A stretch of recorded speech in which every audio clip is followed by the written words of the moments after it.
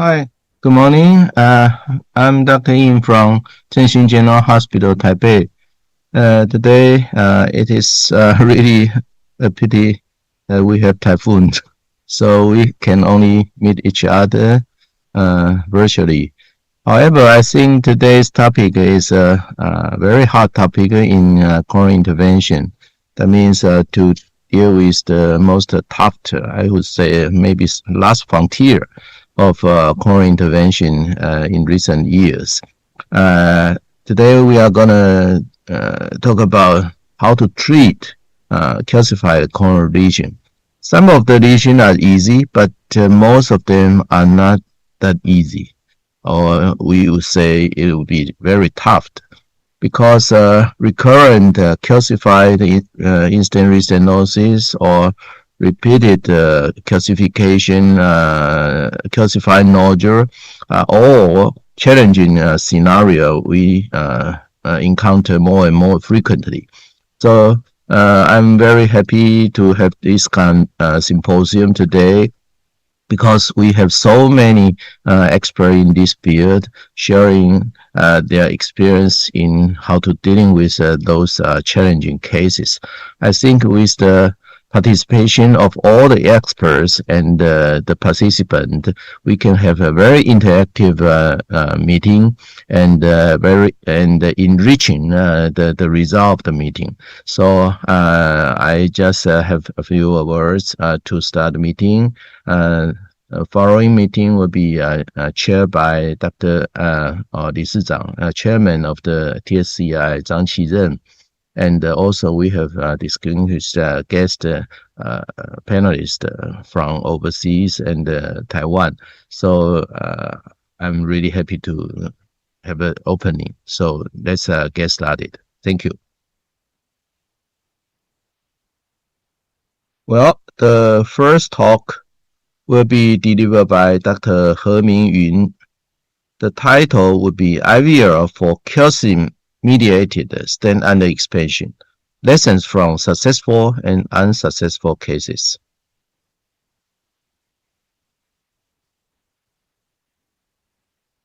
Dr. He, are you ready? Yes, I share my slide. So we need to speak in English or Mandarin? Well, if you can say both. Oh, okay. Okay, maybe I speak in English. So I begin the speech now. Yeah, sure, please. Okay. So today my topic is about IVL in the underexpansion. As you know, initial stent underexpansion is off-label in the IVL. So, but we use the IVL already 2 years. So I will share our experience. So that's my today's outline. So the first is the calcium-mediated underexpansion and the mechanism of IVL. Finally, I will show 4 cases use IVL for the underexpansion stent. So the first, I want to show our hospital data. 2 years. Begin this year, we have more case for the IVL.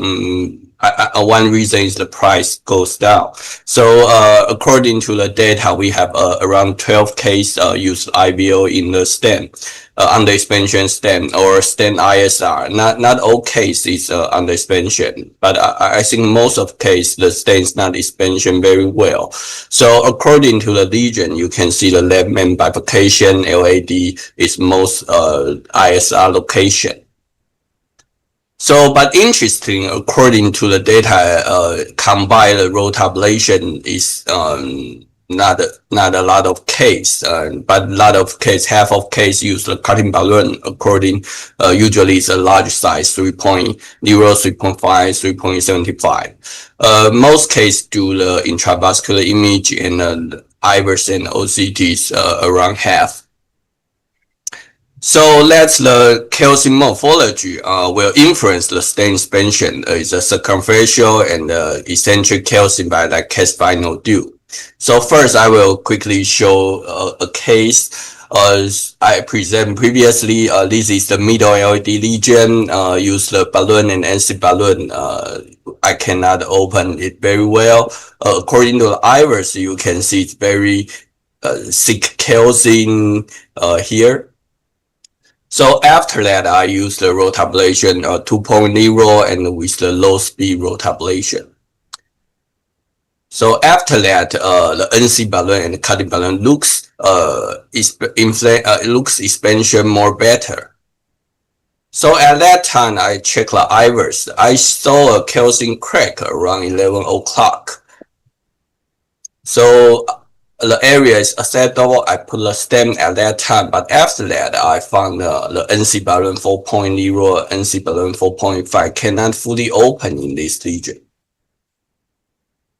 So this is the first lesson. This is you put a stent. Maybe this is a circumferential calcium you cannot fully open. That's the first situation. So according to the intravascular imagery, if you want to fully open your stent, you need to make some fracture here. And when you increase your expansion balloon size, the fracture width will increase. Usually, if you want to cause the fracture, you need to the contaction arc, or we call it a calcium arc. A calcium arc more than 200, you have chance to make fracture. According to the study from US, they show the minimal calcium is usually the side make the fracture. So the minimal calcium thickness less than 0.3, you have 70% chance. If the minimal calcium thickness more than 0.5, the fracture chance was very low. But when we do the rotablation, actually it's a way to increase the balloon function. You will increase the contact arc according to this picture. So previous I surveyed after the atherectomy, you can see the minimal calcium crack will more increase than without atherectomy. Even in the rotablation, orbital actually is the same. But if you put a stent in this lesion, the most problem is the cutting balloon effect will decrease a lot. You can see this picture, the blue line is the cutting balloon, the red line is after inside to the stent because it's like a chain armor. So the cutting balloon effect will decrease a lot. So at that moment, under expansion stent, we can use the IVL or high pressure balloon. But you can see, cutting balloon is more better in the calcium arc. It means less calcium arc cutting balloon still can work. IVL and high pressure balloon, you need to more calcium arc to contact the lesion. So another scenario, the stent is under expansion is the calcified nodule. Is the eccentric calcium nodule. So according to the survey, if you want to open a stent inside to the eccentric calcium, sometimes this is eruptive calcium nodule. You can compression the inside, maybe lipid or hemorrhage. Another is debulking. You do a lot of debulking to increase the space. The final one is you can make a crack just near the calcium nodule. But IVL use the under expansion stent according to the meta-analysis. This study, you can show if you use IVL, usually you can increase 2 times minimal stent area. But the first problem is you need to make a crack. So IVL still have the limitation. According to the intravascular image, actually we cannot fully understand the power of IVL. So the study micro-CT, you can see maybe around 1.2 to 1.5 millimeter is the limitation of the coronary IVL. So the failure of stent expansion, the first is the minimal calcium is too thick, so you cannot make a fracture.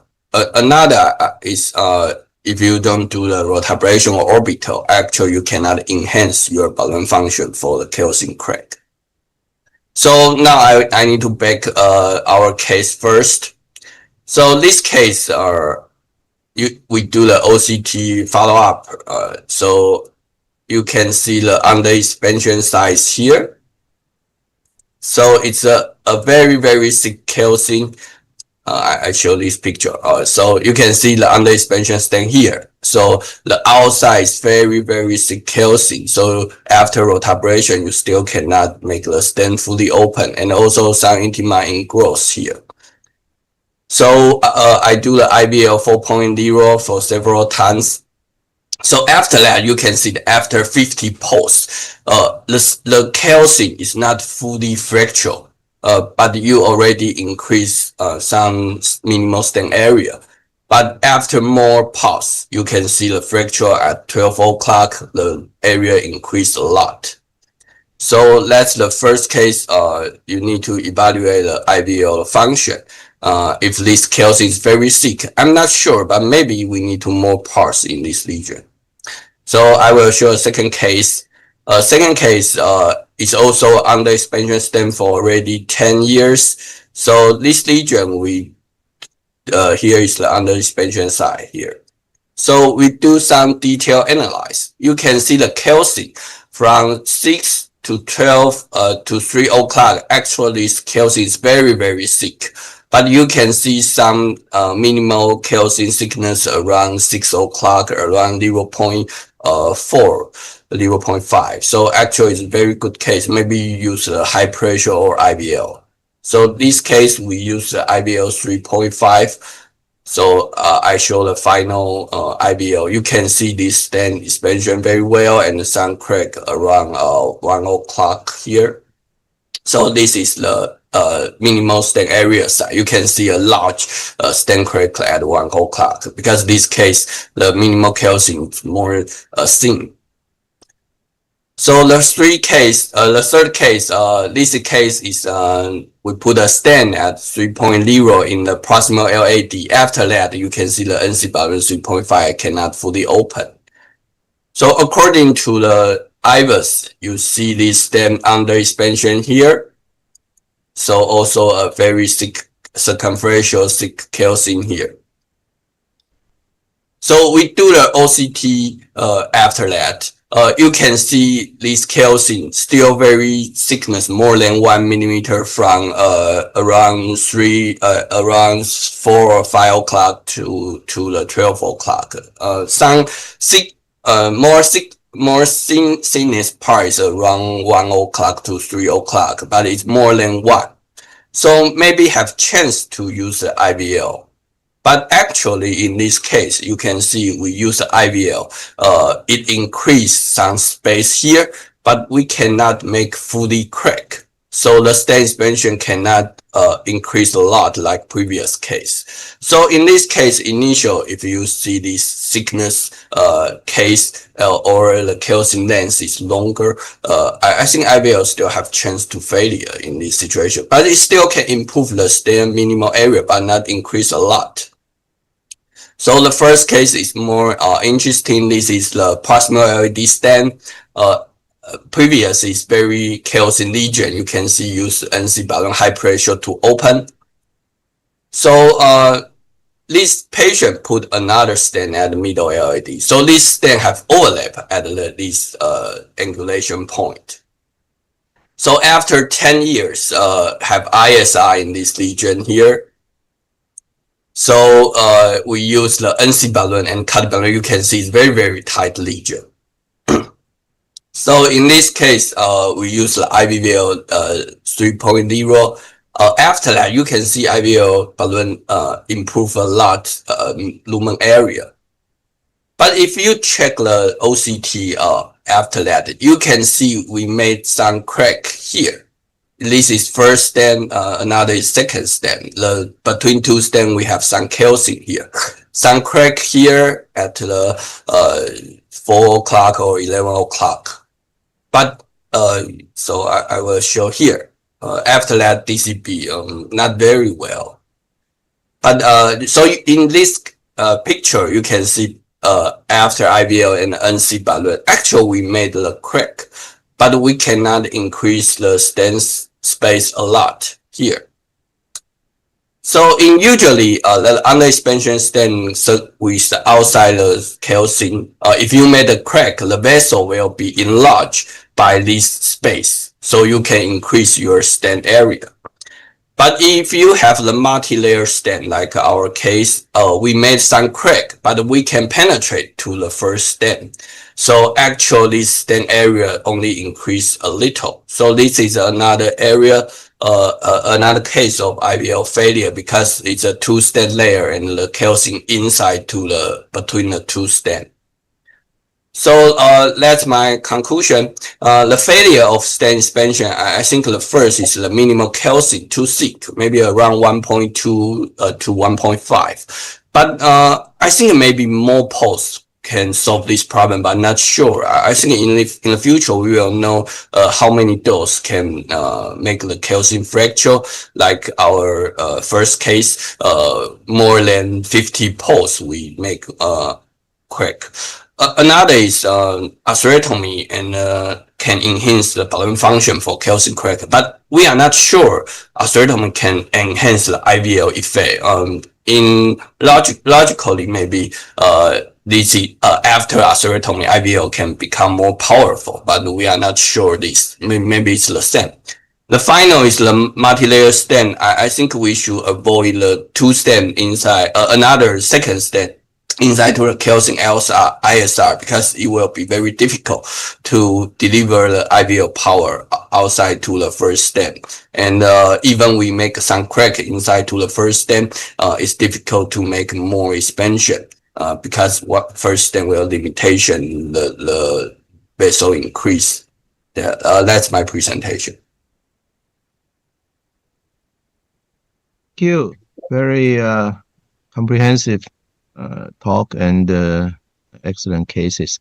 Well, we have many discussants, Dr. Liu Junjie, Xie Mingze, Huang Shaosong, Chen Youren, and Dr. Raymond Fung. Do you have any comments or questions for Dr. He's talk?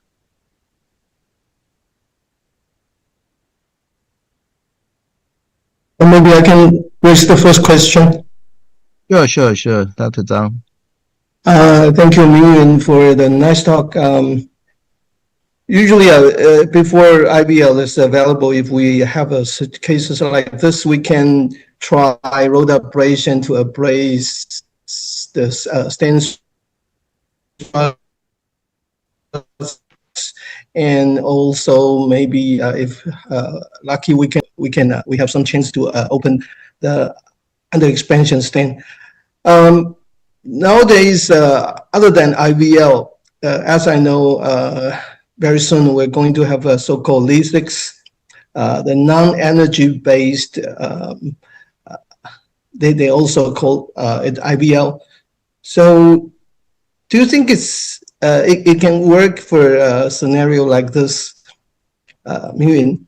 Or maybe, as I know, Dr. Fung is also online. I'm not sure it's available in Hong Kong or not. Maybe you can give some comment. Well, we just start to have this in Hong Kong. Just launch it, but I can't use it in the public hospital because they haven't get into the public health system. But as far as I know, they have very metal, metallic, like a hammer, just trying to hammer the calcium. So I'm not sure if that kind of calcium behind the stent can be tackled by the balloon. So that's one of my question. And the second thing is I'm not sure whether, and also do you think laser could be another possibility of treating this kind of lesion, calcium outside the stent? But I think the talk is very good. It's very thought-provoking about how we decide which kind of treatment modality is best for the calcium unexpanded stent under the calcium. So my question is for Dr. is how would you choose different modality then from your experience? Is there any tips and tricks? I think this talk is we need to, because in Taiwan IVL you need to pay self-pay, so before we need to make sure the effect of IVL according the intravascular image study. So you can see maybe some case IVL still work, but it's not work very well, because in the intravascular image you can see the calcium very sick or other problem. So if we know in this situation, maybe we can have another way to do this case. So that's my scenario, but I'm not sure the answer. So another is the first question from Dr. Zhang. I don't think the contact IVL will work in this case. So according to the cutting balloon, if you need to contact the lesion, the stent will limitation your power, because the stent is connection. So but maybe if we have the product in the future, we can try, but I don't think it will be work in this case. But I think the mechanism that Lasix works is not exactly the same as cutting balloon. They have a hemisphere on the balloon, and so when the balloon is inflated, the small area on the tip of the hemisphere just contact the calcium, and some concentrate force may exert. So if the stent struts contact well with the calcium, and we can just concentrate some force, maybe it still works, but of course we need some experience. Need to try. Yeah. I personally don't think that laser will work, because laser can ablate any superficial tissue or fibrotic tissue, but it doesn't directly ablate the deep calcium. I personally think we have some coronary cases really calcified, but laser still failed. Okay, because of the time, I have to pass the chairmanship to Dr. Zhang Qizhen to chair the next two talks, please. Okay, so the next talk will be delivered by Dr. Jian Siqi from China University Hospital. The topic would be two-stage Rota, how to do when the burr cannot pass. Dr. Jian, please. Okay.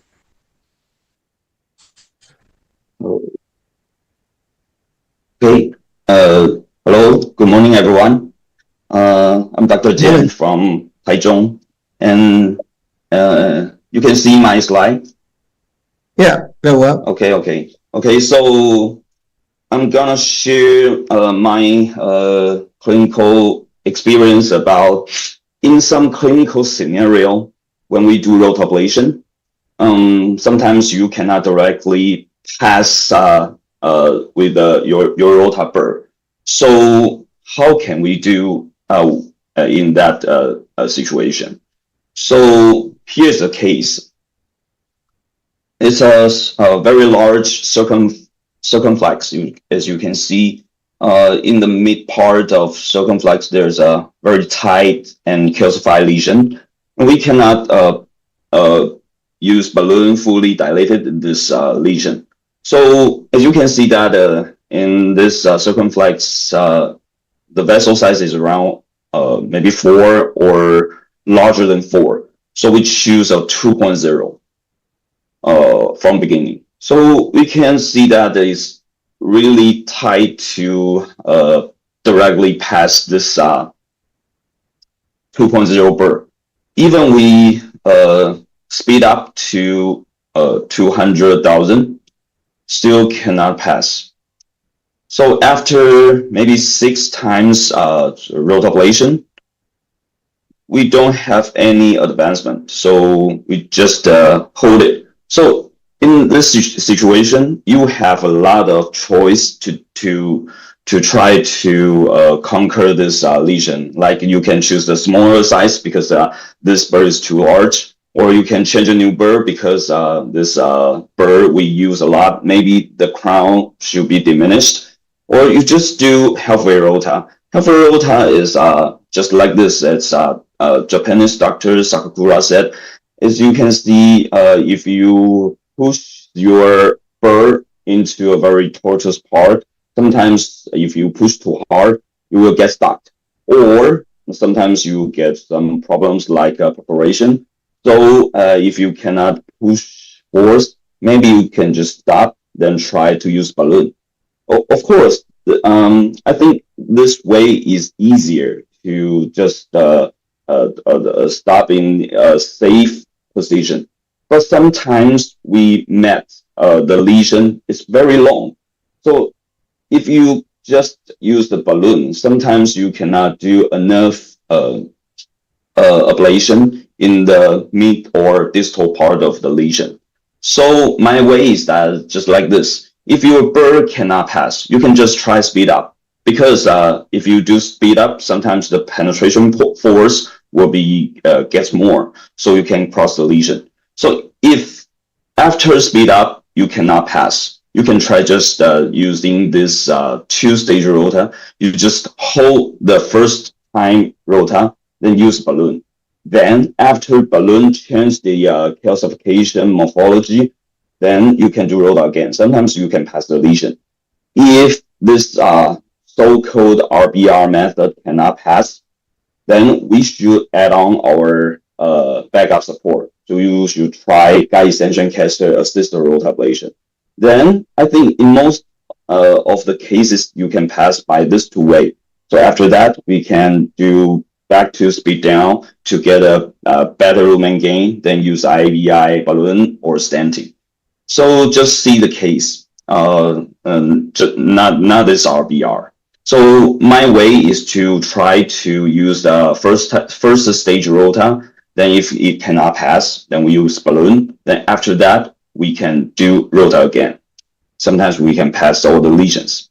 So we can check the example. So this is the case. You can see that from CT, LAD and circumflex got very calcified lesions. So we check the angiogram. You can see that RCA is okay, but a lot of collateral to LAD.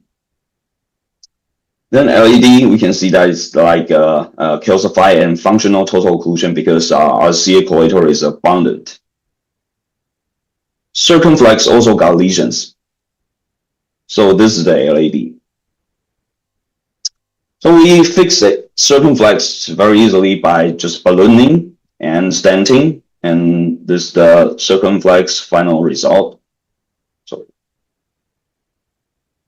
Okay, this is circumflex final result. And we started to attack LAD. LAD is very tight, and we finally use XTA to pass the lesions and confirm by contralateral collateral. Then when we want to do rota ablation, we cannot change our wire by microcatheter. Even we use Corsair Pro, it cannot be goes down to LAD. So we shift to use the direct bare rota wiring.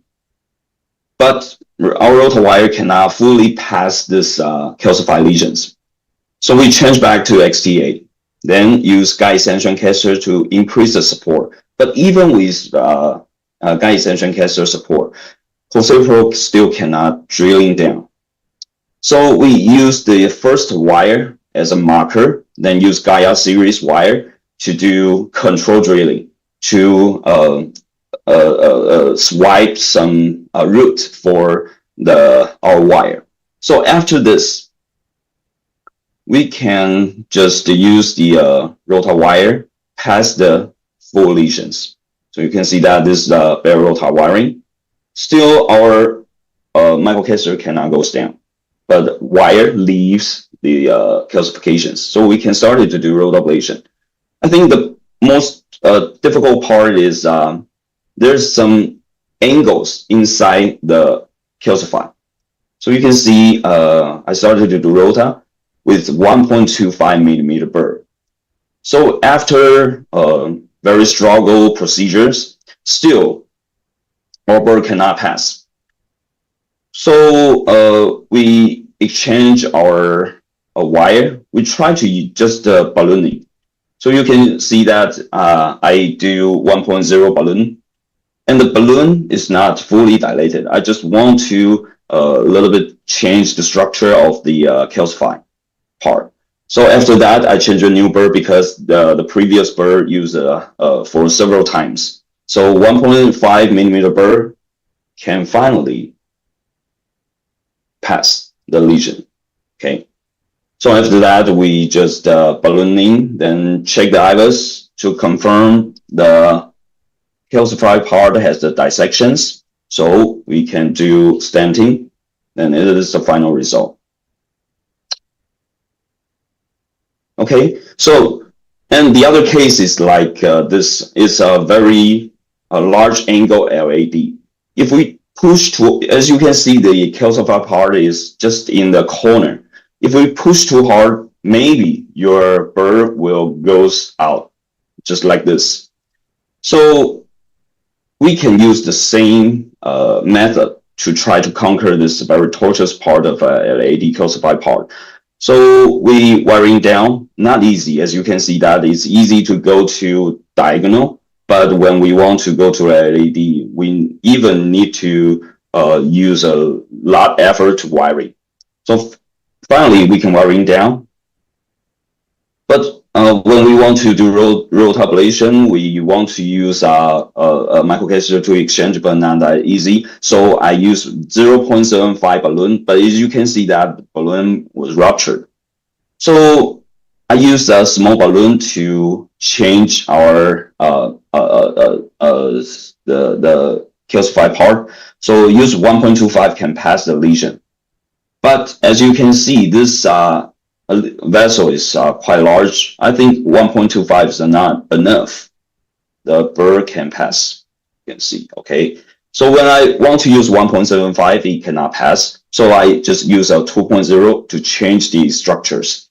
So you can see the balloon not fully dilated, but use this the same burr again. The burr can pass.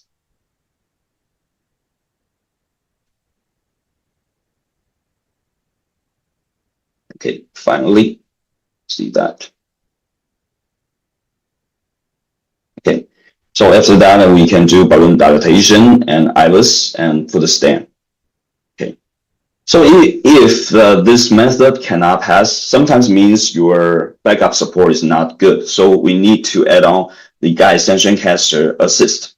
So in two ways, maybe you want to protect the just put stent. You don't want to do Rota ablation in the just put stent or increase our backup support. We can use guide extension and assist Rota ablation. So if I want to get most backup support, I want to deliver or advance our guide extension catheter first, then we do Rota ablation. So the difficult part is this: if we use balloon anchor to engage our guide extension catheter as deep as we could, sometimes when we advance our burr, it will stuck in this collar area. So this is my tips and tricks. Just like this, we can do dynamo to around 2 to 3 centimeters around this collar part, then just manual push. Then if you can see your burr past this collar part, you can keep around dynamo. So sometimes when we push our burr, sometimes we'll get stuck here.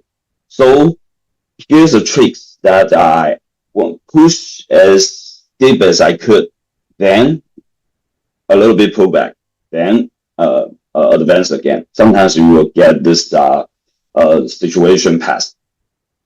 And the other point is we should try to use 7 French guide extension catheter, and the most biggest burr will be 1.5. You can use 1.25 or 1.5. That's because the Rota sheath, the Rota outer sheath is 0.056. So you need to use 7 French to get this the procedure done. So we can see a case very quickly. It's a 60-year-old male, STEMI for for RCA. So you can see that RCA got tandem lesions. The proximal part is easy, so we can pass the proximal part, but mid part is not that easy, as you can see that. So after that, I still cannot pass, even I use guide extension catheter. But remember, this is a STEMI case, so I don't want to do Rota ablation in this situation. So I just stop after I regain this the RCA flow. So 2 days later, I started to do Rota ablation. As you can see that this part is very close to the proximal RCA. So when I do Rota ablation, sometimes the backup force is not enough. So I want to try guide extension catheter assist. So you can see that I just advanced our guide extension catheter as deep as I could. Then manual push our Rota wire. Then started to do Rota ablation with 1.25 burr. So you can see that the whole procedure, my guiding catheter is hanging inside the aorta, but guide extension catheter is very steady, so I can pass the lesion. Then after that, I changed to 2.0. This time, I don't need to use guide extension catheter because 1.25 is passed. So after that, I can do ballooning and stenting, and this is the final result. Okay, so I think this is my take-home message. In Rota ablation, I think in most scenarios, good backup support is very important because that will save you most of your time. And if the adequate size burr cannot advance across the lesion, we can use this two-stage Rota, include RBI method and guide extension catheter assisted Rota. I think use balloon between two-stage Rota, it's quite easy and save time. And if we cannot make it done, maybe we should try guide extension catheter assisted Rota ablation. And after this, I think in most of the case, halfway Rota is not a choice to me. Okay, thank you. Thank you. Okay, thanks, Dr. Chen, for the very insightful talk. I think sometimes we do encounter this difficulty during the Rota ablation. So any comment, any question?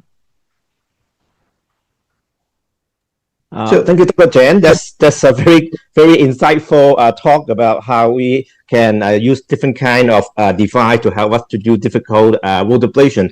I have the question just to ask you what I'm quite interested about the guide extension catheter assisted Rota ablation.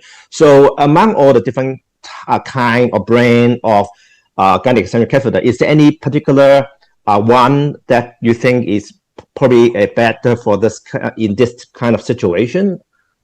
Besides the size, of course, the size is important. What about flexibility and and anything characteristic that you think is probably suitable in this situation? Okay.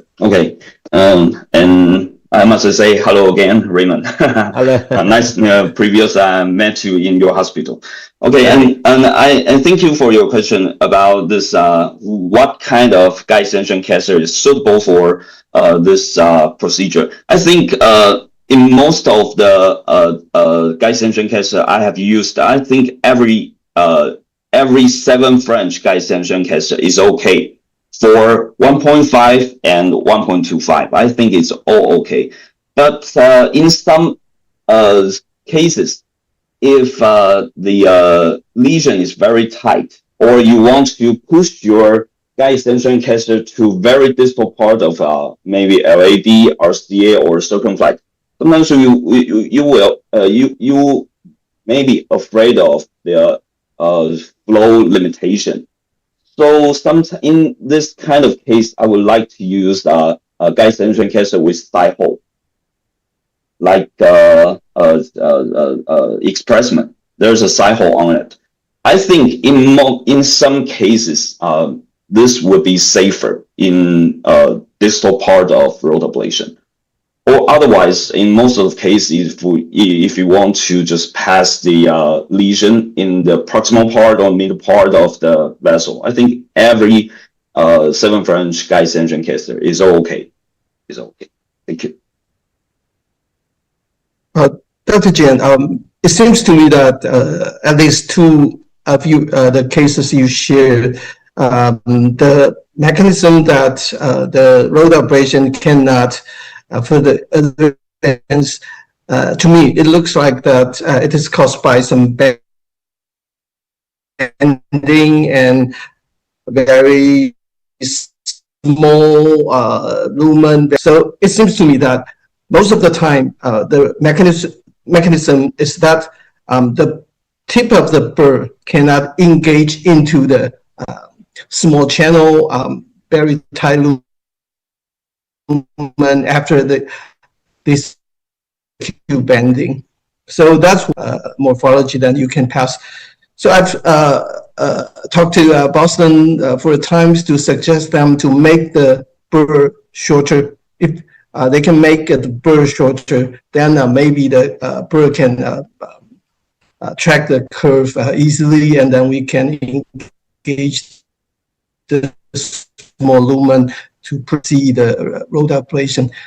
They say, yeah, they will consider. Let's see. Maybe in the future we can have a shorter version of the Rota ablation. Okay. Yes. Thank you. Thank you so much for the nice talk. Then we will move to the third talk, which will be delivered by Tsai Yiling from VGH Taipei. And the talk will be Rota in specific lesion. Dr. Tsai, please. Hi, everybody. Can you hear me and see my slide? Yeah, very well.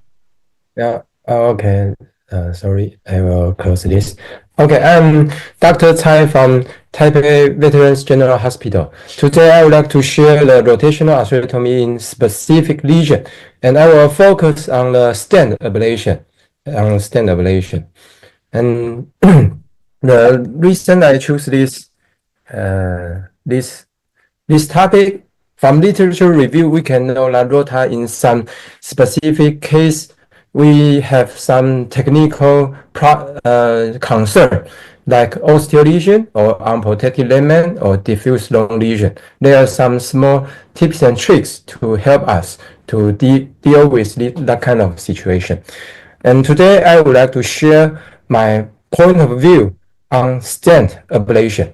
It's part of calcium. It's part of calcium, like today's topic.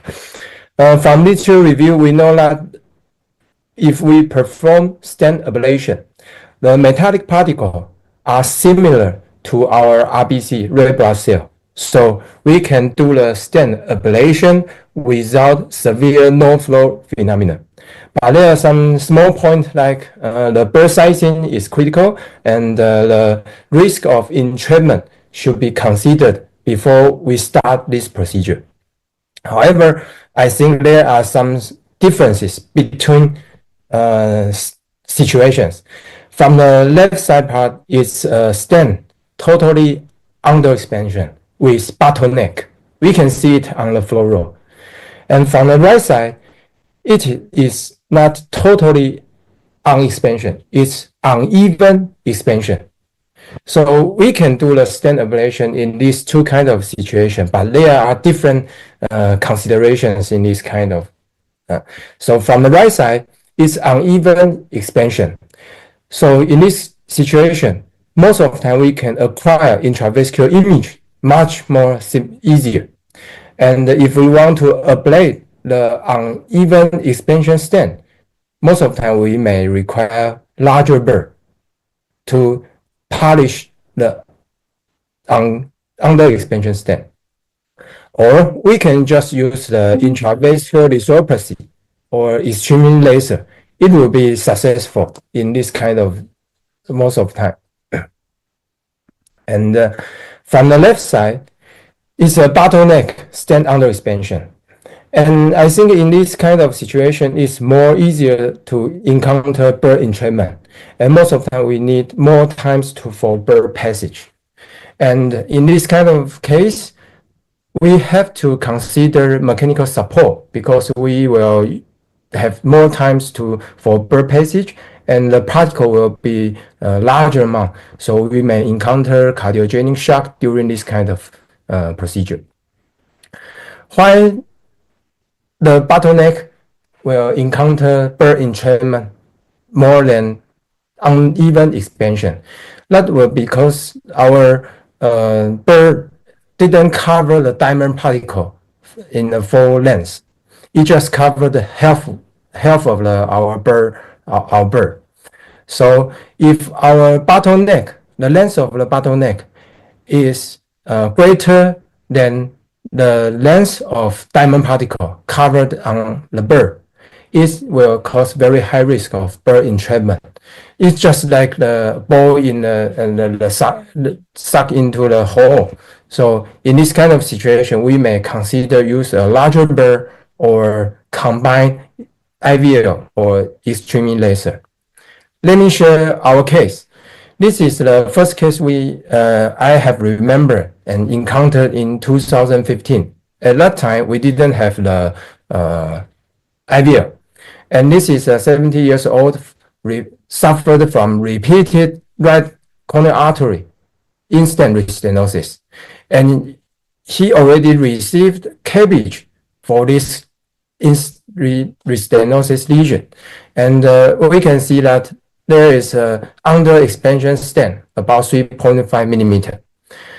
At that time, we do the burr Rota ablation, and the 1.75 burr already passed the lesion. But when we upgrade to 2.0 millimeter burr, entrapment happened. And so we tried extreme laser, and we used the most energy. You can see that we vaporized our contrast.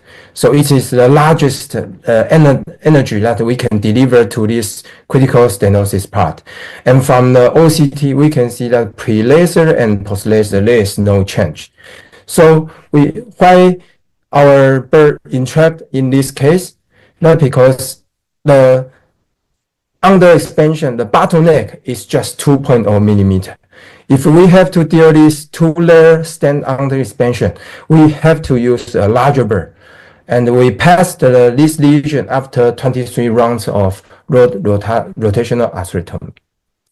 And let me share the second case. It's a 73 years old, and he received left LAD stent 8 years ago.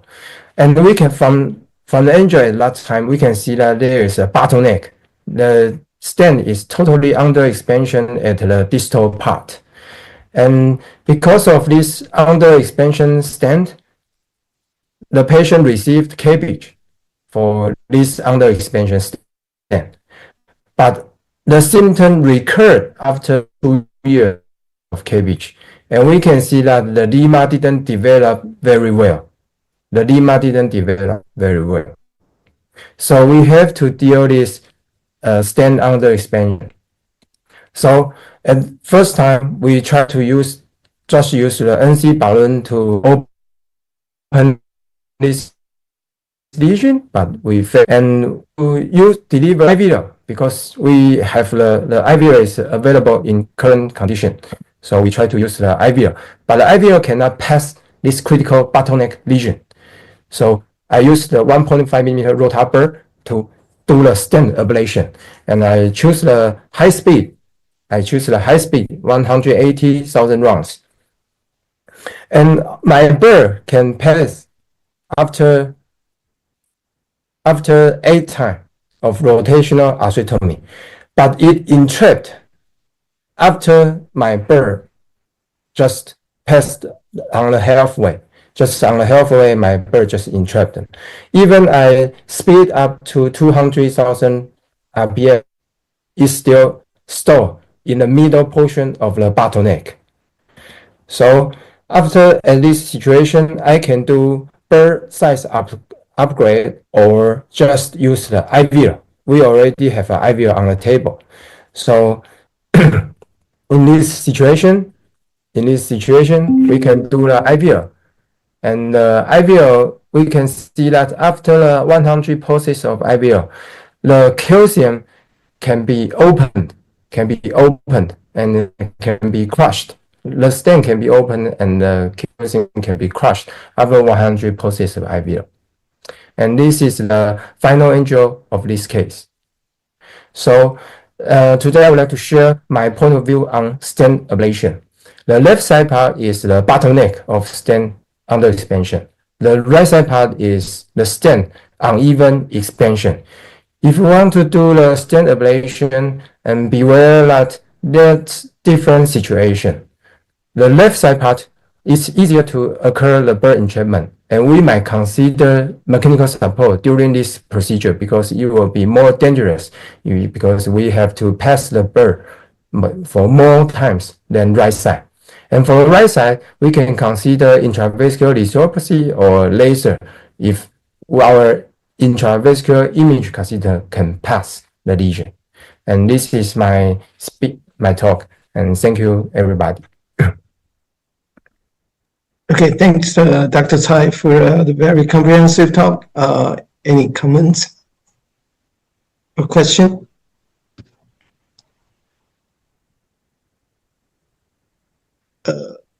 Okay, Dr. Tsai, I think for the bottleneck type under expansion, I think maybe you have no option.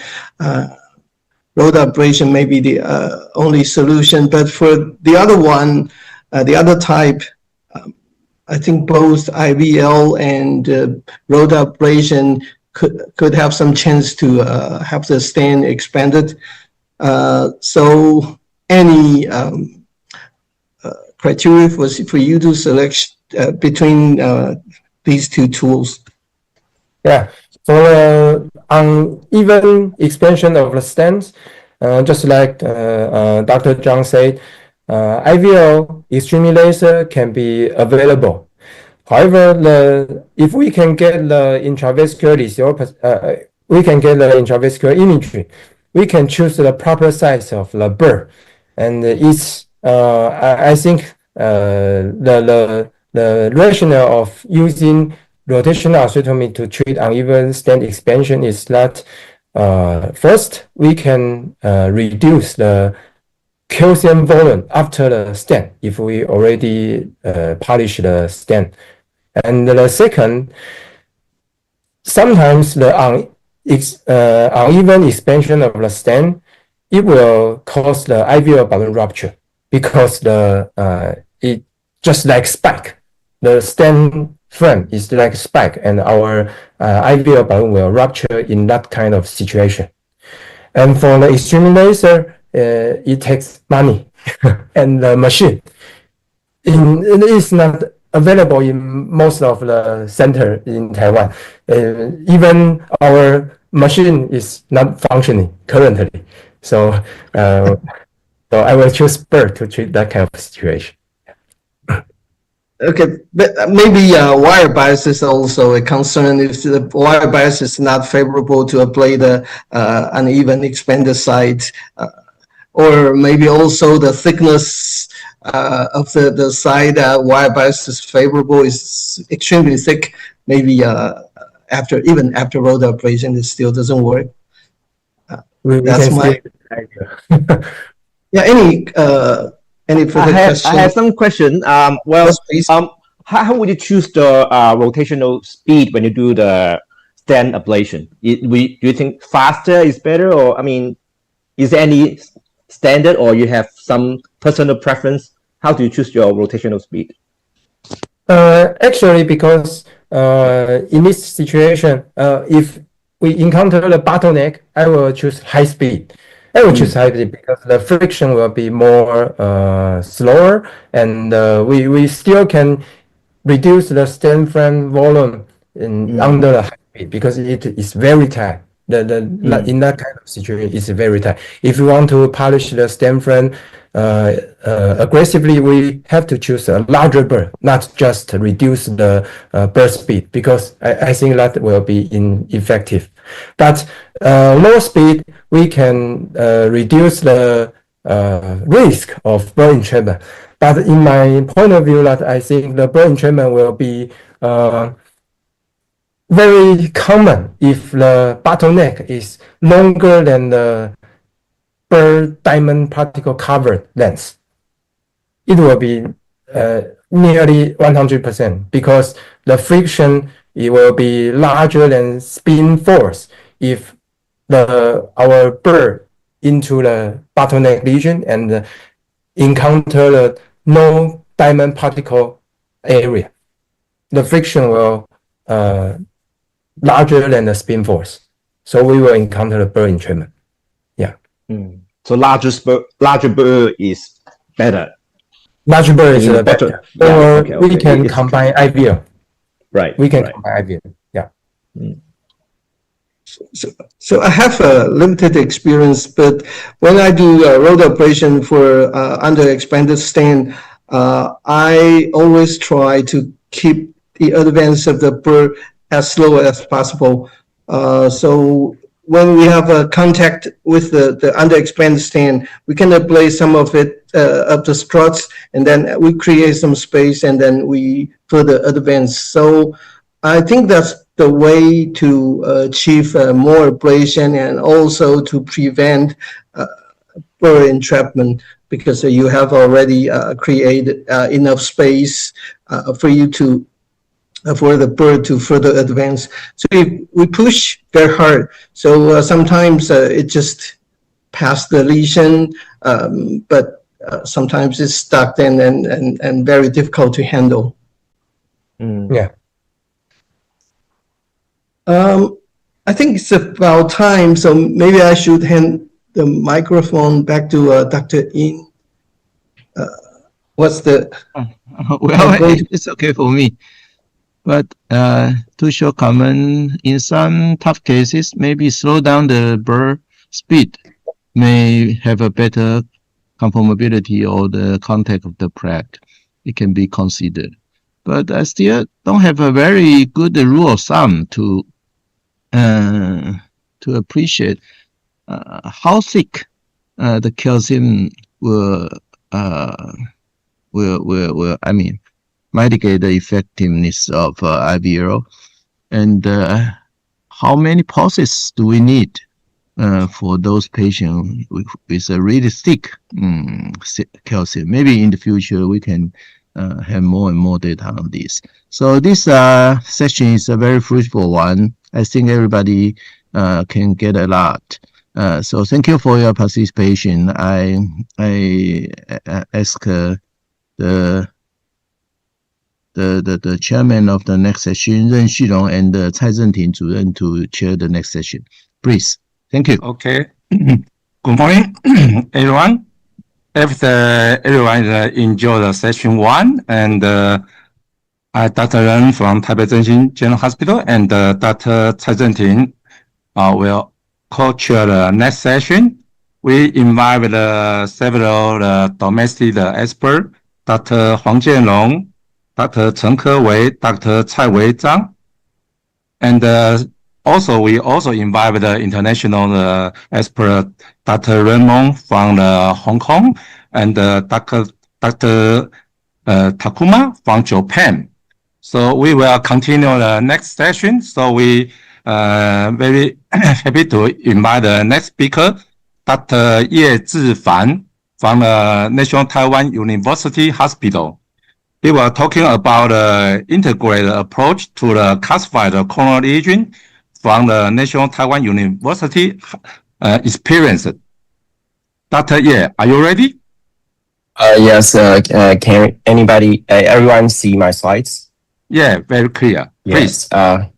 So today I'm going to talk about the integrated approach to calcified coronary lesions from our institution experience. So as everybody knows, we have a lot of tools to ablate or to deal with the calcium. So start with the uncrossable lesions. We should consider Rota ablation as previous talks delivered, and we have also lesser to treat. And if we encounter superficial calcium, we can use Rota ablation, orbital atherectomy, IVL, etc. So it depends on different characteristics of the calcium or the vessel conditions. We should choose different strategies to treat.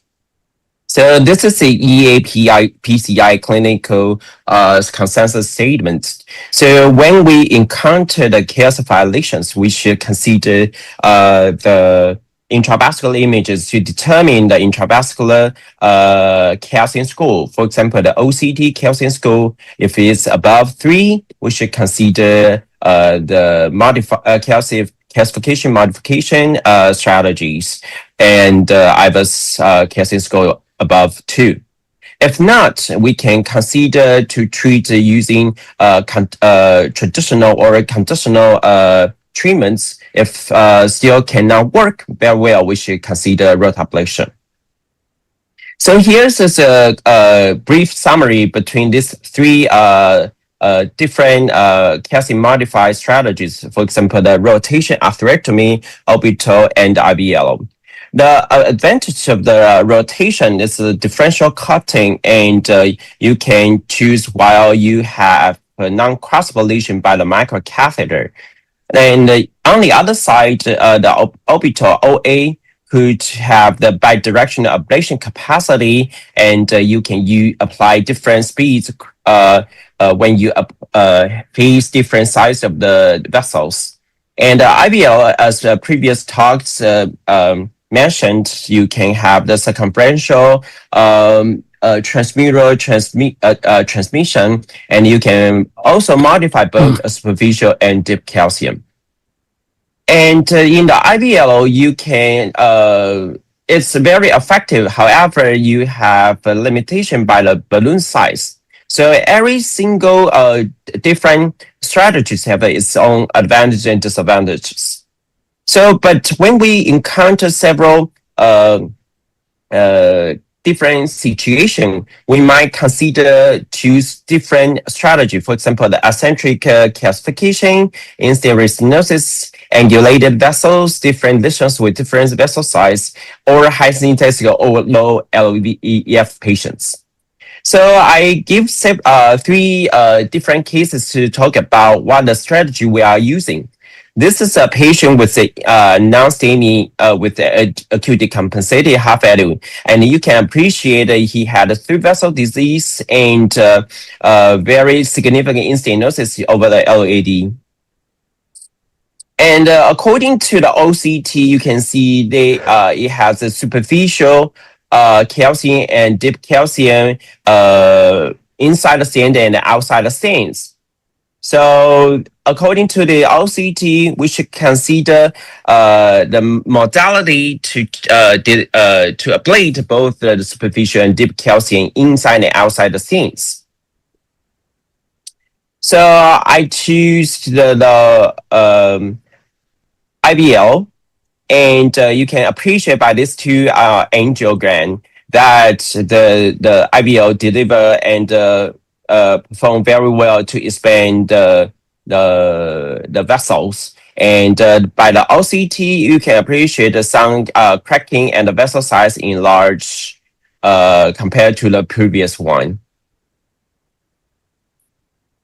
And after this strategy, after the IVL, we perform the stent implantation, and you can appreciate the stent apposition in this ICE in-stent restenosis LAD shown very promising results. And this is the follow-up in echocardiography. You can appreciate the ejection fraction is significantly improved by this intervention. So far, the patient remain asymptomatic.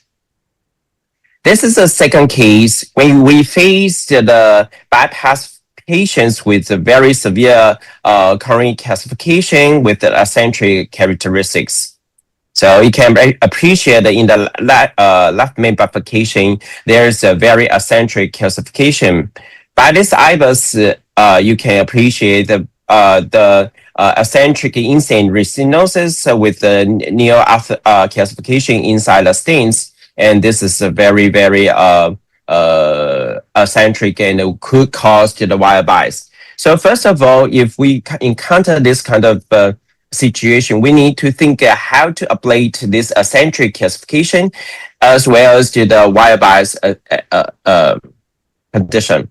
So we use the rotablation, and then you can appreciate by this IVUS that after the rotablation, this eccentric calcification and the in-stent restenosis was significantly diminished, and we can put another stent.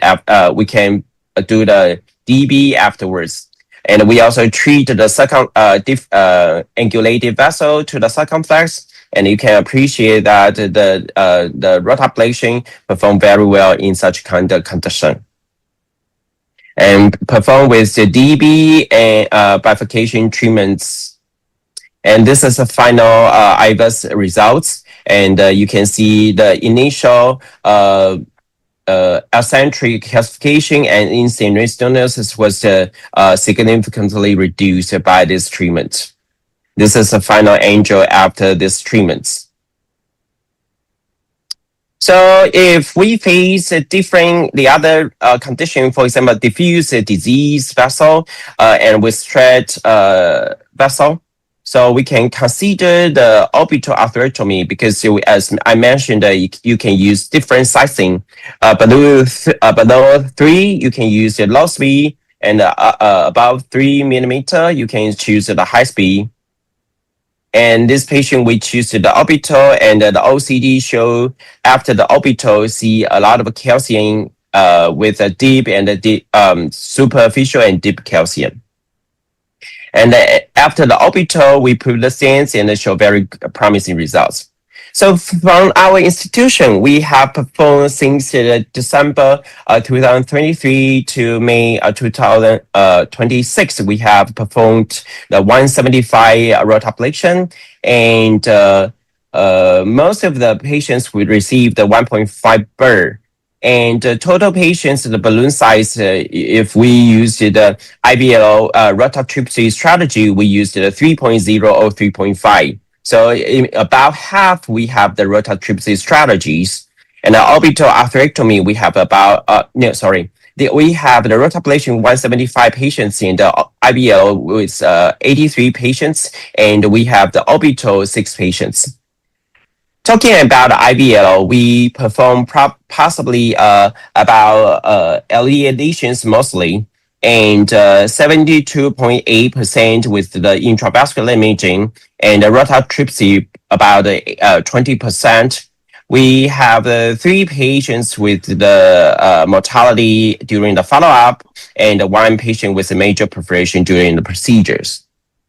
And from the orbital, we have the 6 patients experienced, and mostly is LAD because of the straight vessel. And we have several patients with the DB, but mostly treated with the DES. So my conclusion is the different strategies of calcium debulking have different advantages, disadvantages. So you need to be familiar with the different strategies. The second is the calcium debulking is very important in current or contemporary PCI. So you need to be familiar and facilitate your PCI and optimize the PCI outcomes. Last but not least, the intravascular imaging is very important to determine the treatment strategy. So you need to be familiar and be more welcome to these imaging modalities. Thank you for your attention. Okay, thank you, Dr. Ye. Now this the topic that is open for discussion. Any question or comment for our discussion? Dr. Yeah. Dr. Ye, I'm Fung from Zhenxin General Hospital. Thank you for your nice talk. And in your center, how frequently do you re-image after calcium modification but before stenting? Thank you. For most of the patients, I think we perform the pre-intervention imaging and after. So most of them, but I cannot give you the numbers because I didn't do the calculation or the detailed inspections. But I think most of the cases, for example, mine, will have the pre and post intervention imaging. Okay, thank you. And could you make the key decision point clear for us?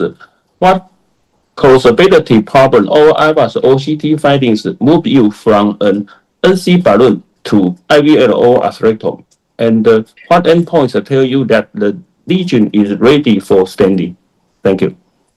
I think for the determination how we should proceed with the calcification modification. First of all, everybody knows if you base on the imaging, you have the OCT or IBUS to determine the calcium arc and calcium burden and calcium deftness. So if, for example, in the EAPCI consensus, they use the imaging score. From our institution, we will determine the length of the calcium and the burden of the calcium and the deftness of the calcium. That's the first things. Second, some people will try the, for example, the cardiac balloon, high pressure balloon first.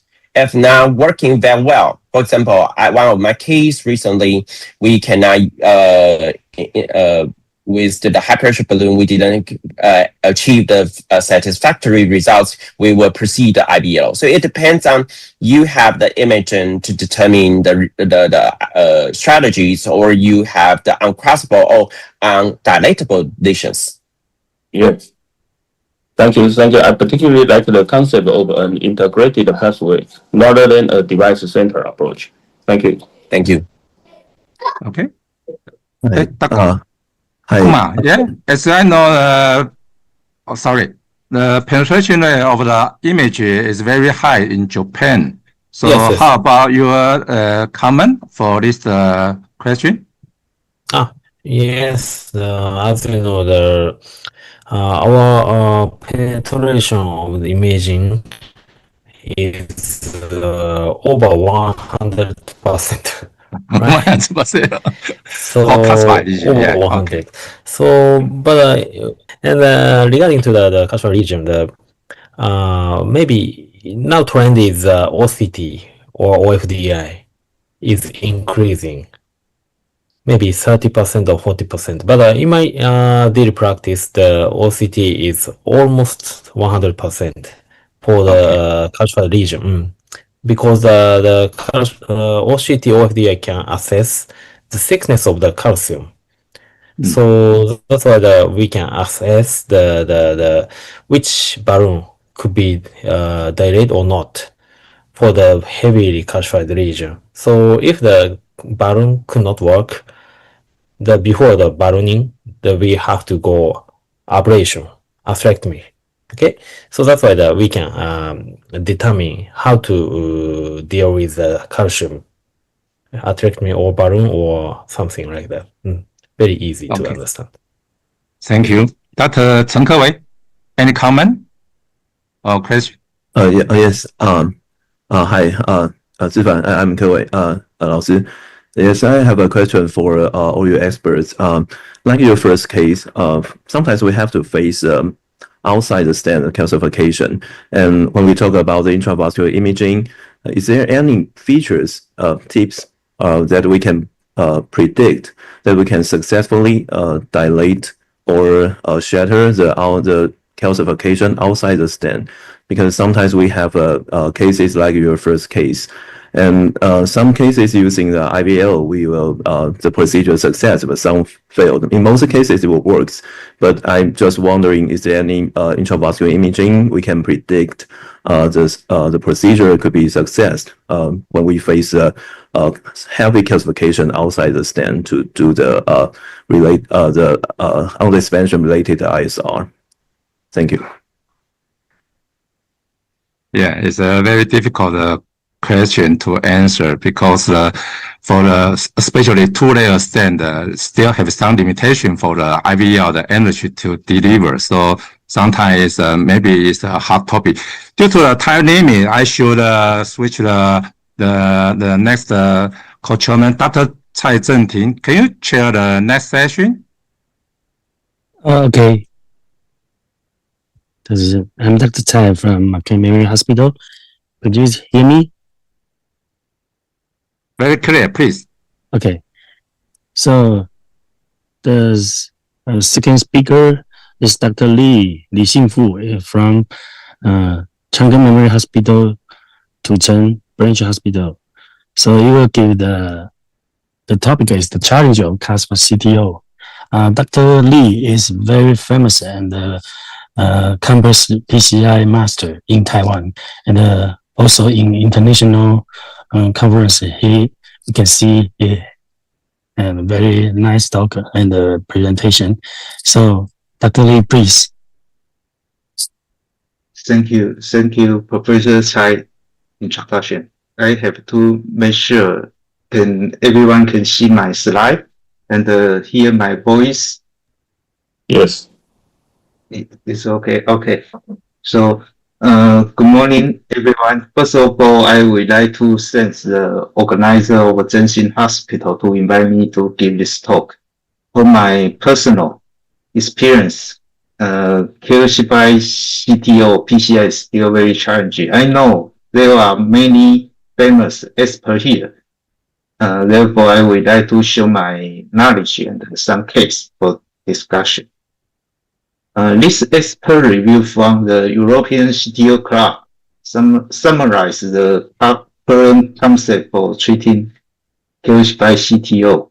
The flow chart suggests intended intraoperatic checking first. If it is failed, extraoperatic checking may be attempted. The following assessment of balloon and the microcase possibility and the appropriate lesion preparation. This review article also provides practical solution for impenetrated, unclosable, and undilatable lesion. I believe we are all familiar with this strategy. I would like to show my personal perspective on management calcified CTO. I think some of experts may be charging me, but I accept the question in the final. So the first difficult question is how to manage an impenetrate lesion, either proximal or distal cap or CTO body. At this stage, you need to determine whether intraoperatic closing can be achieved or whether extraoperatic is unavoidable. Even intraoperatic closing can be achieved. You may still encounter unclosed or undilatable lesion. In contrast, when extraoperatic closing is unavoidable, the major challenge is how to preserve large side branch and to balance the optimal stent expansion and the risk of perforation. Next, I will present some representative case to illustrate different scenarios with the corresponding treatment strategy. The first case is a common scenario of a long RCA CTO with severe calcification. Initial intraoperatic closing is failed. So extraoperatic closing was performed. After successful guidewire closing, stenting was performed when with acceptable stent expansion. The second case was also a long RCA CTO with severe calcification was managed with similar strategy. However, suboptimal stent expansion was noted at proximal RCA. To optimize stent expansion, I used very high pressure NC balloon post-dilation was done and caused the vessel perforation and the CO with the cover stent. This is the final image. Let's see the IVUS image. So I cannot. So I cannot to adjust the IVUS image through this slide. So I just summarize the IVUS image. We can appreciate calcified plaque from the wire closing, and the guidewire checking was through the extraoperatic. And then we can see, this portion. Stent was under expansion. And after aggressive dilation and the implant cover stent, the stent lumen edge was markedly improved. So another challenging scenario is when the retrograde extraplate closing is the only feasible option. Or in this situation, I prefer to use a steeper guide wire to create some limit microdissection retrograde, which facilitate retrograde radius guide wire through the extraplate space over the CTO segment. Then it can be followed by anti-grade guide wire reentry and the reverse curve for guide wire closing. This is case of a LED CTO. Let's summarize the image. We can see the CTO segment is here. The proximal cap will not be penetrated by either intraplate or extraplate anti-grade approach. Therefore, I perform retrograde extraplate guide wire closing and the subsequent anti-grade guide wire reentry followed by reverse curve, and this is the final engine.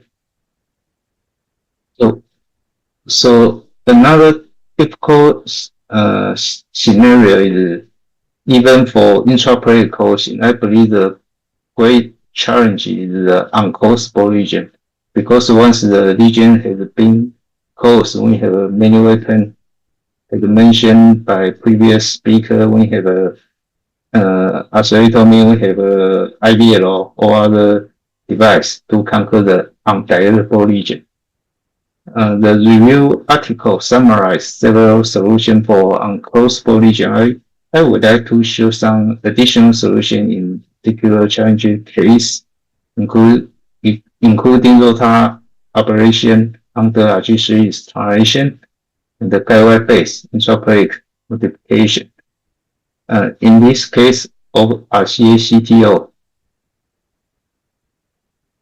RG3 installation was successfully achieved, but the node device could be both hold the CTO segment, making it difficult to exchange for Rota wire through the anti-grade route.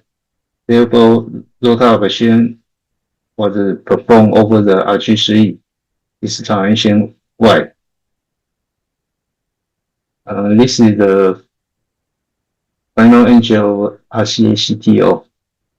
And I will show some case for guide wire based intraplate modification. The case spine and the case six is similar. Let's show the case spine case.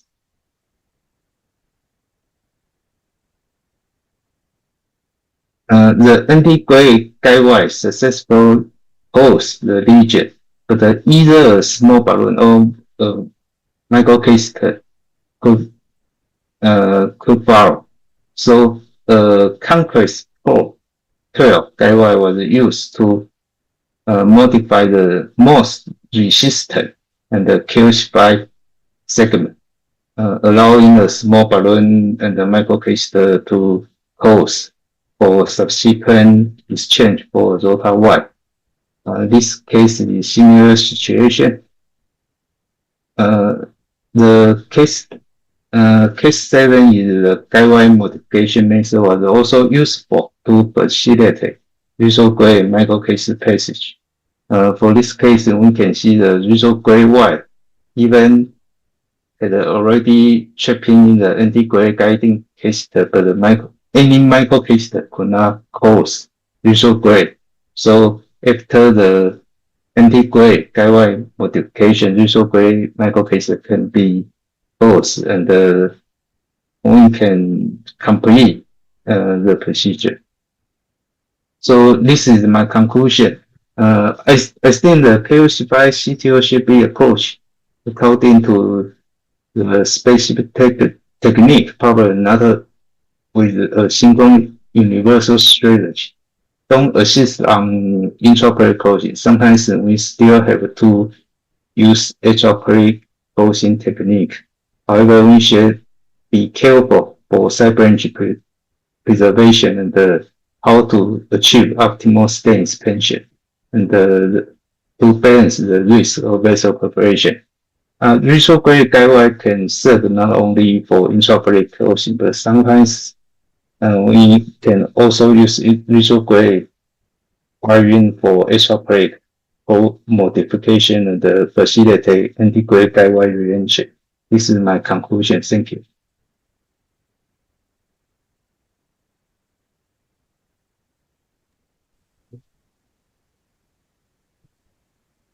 Okay. That's right. Yeah. Any comment? Yeah. Dr. Lee. Oh, okay. Please. No, Dr. Wang. Please. Okay. Thank you, Professor Lee, for your sharing. And we know calcified CTO is really two separate procedures. First, closing the occlusion and then modify the calcium. So before using high pressure balloons or atherectomy, how do you confirm that the wire has closed intraplaque rather than through an extraplaque dissection plan? And what is your strategy when an extraplaque tract remains undilatable? Thank you. I think actually if we intended to extraplaque closing, I think it's no question.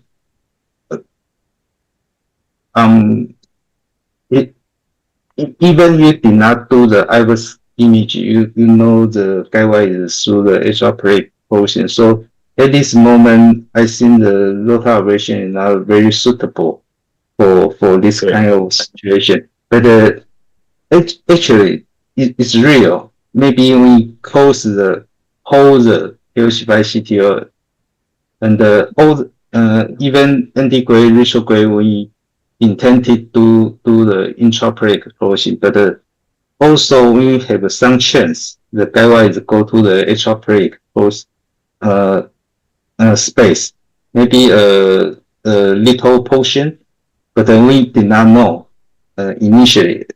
In this situation, if you cannot do the iris evaluation because unclosable lesion, so sometimes I will use a small burr 1.25, like this small burr to make the device can be closed and the subsequent iris study for CTO segment. I think after the wire closing the CTO segment and we still have a iris image to do the CTO segment evaluation. Actually, if you just use small balloon to dilate the CTO segment and you see the balloon, it can be open. But actually, the lesion was not well modified. Maybe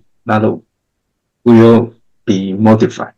After the stenting, you may find some stent is underexpansion. So for all the CTO segment closing, and I suggest all the CTO segment should be evaluated iris study before stenting.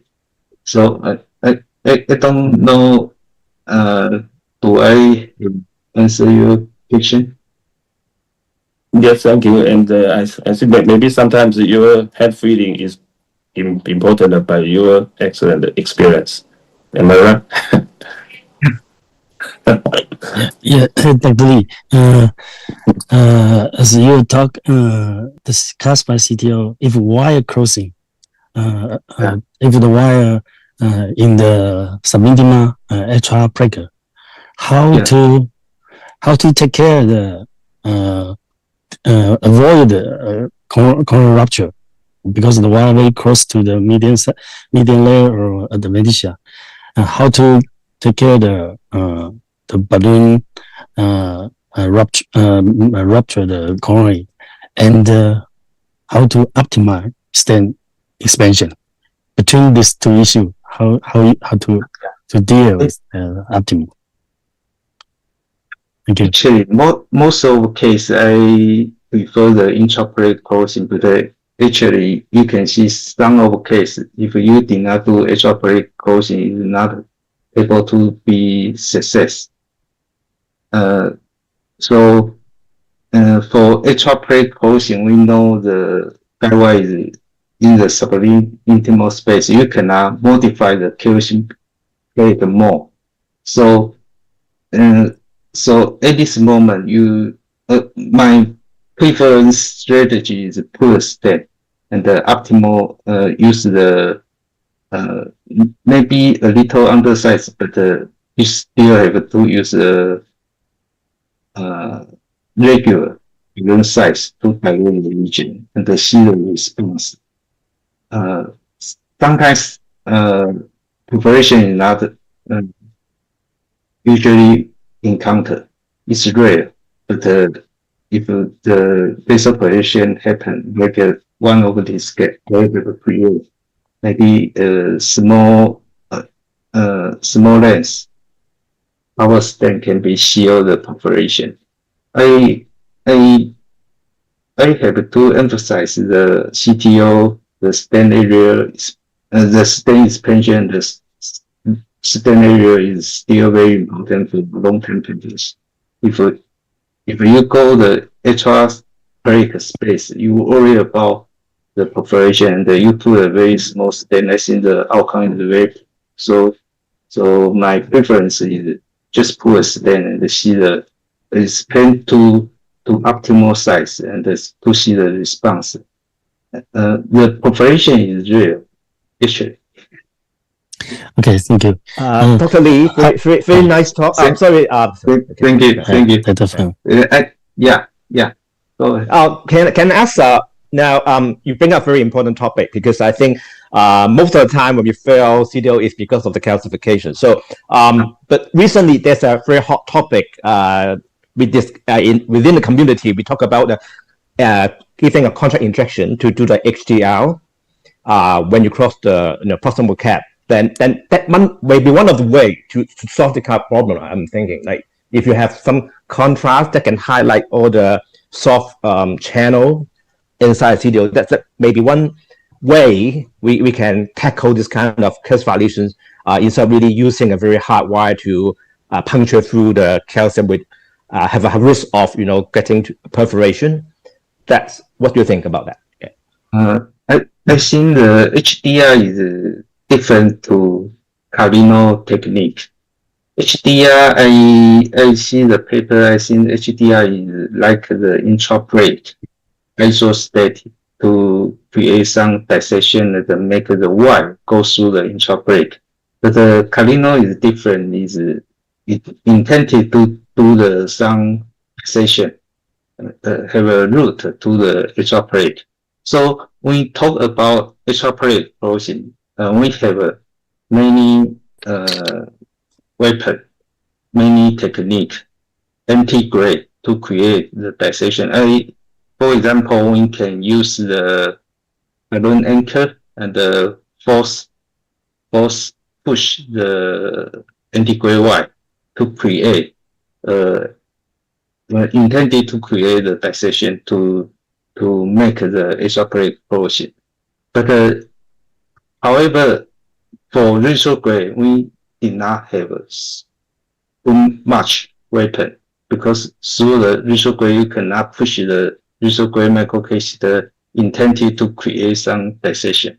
So for retrograde, we just use the default guide wire to intended to create some dissection. But for integrate guide wire, I think many people talk about this is move the cape technique. So we can use microcatheter, we can use balloon, we can even use small guide extension, any device to intended to create a dissection. So the wire can go through the extraoperative space.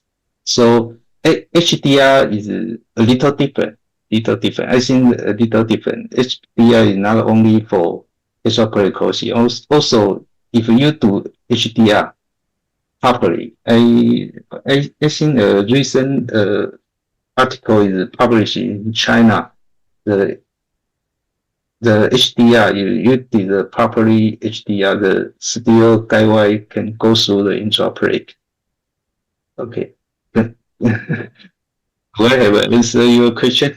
Yeah. Thank you. Okay.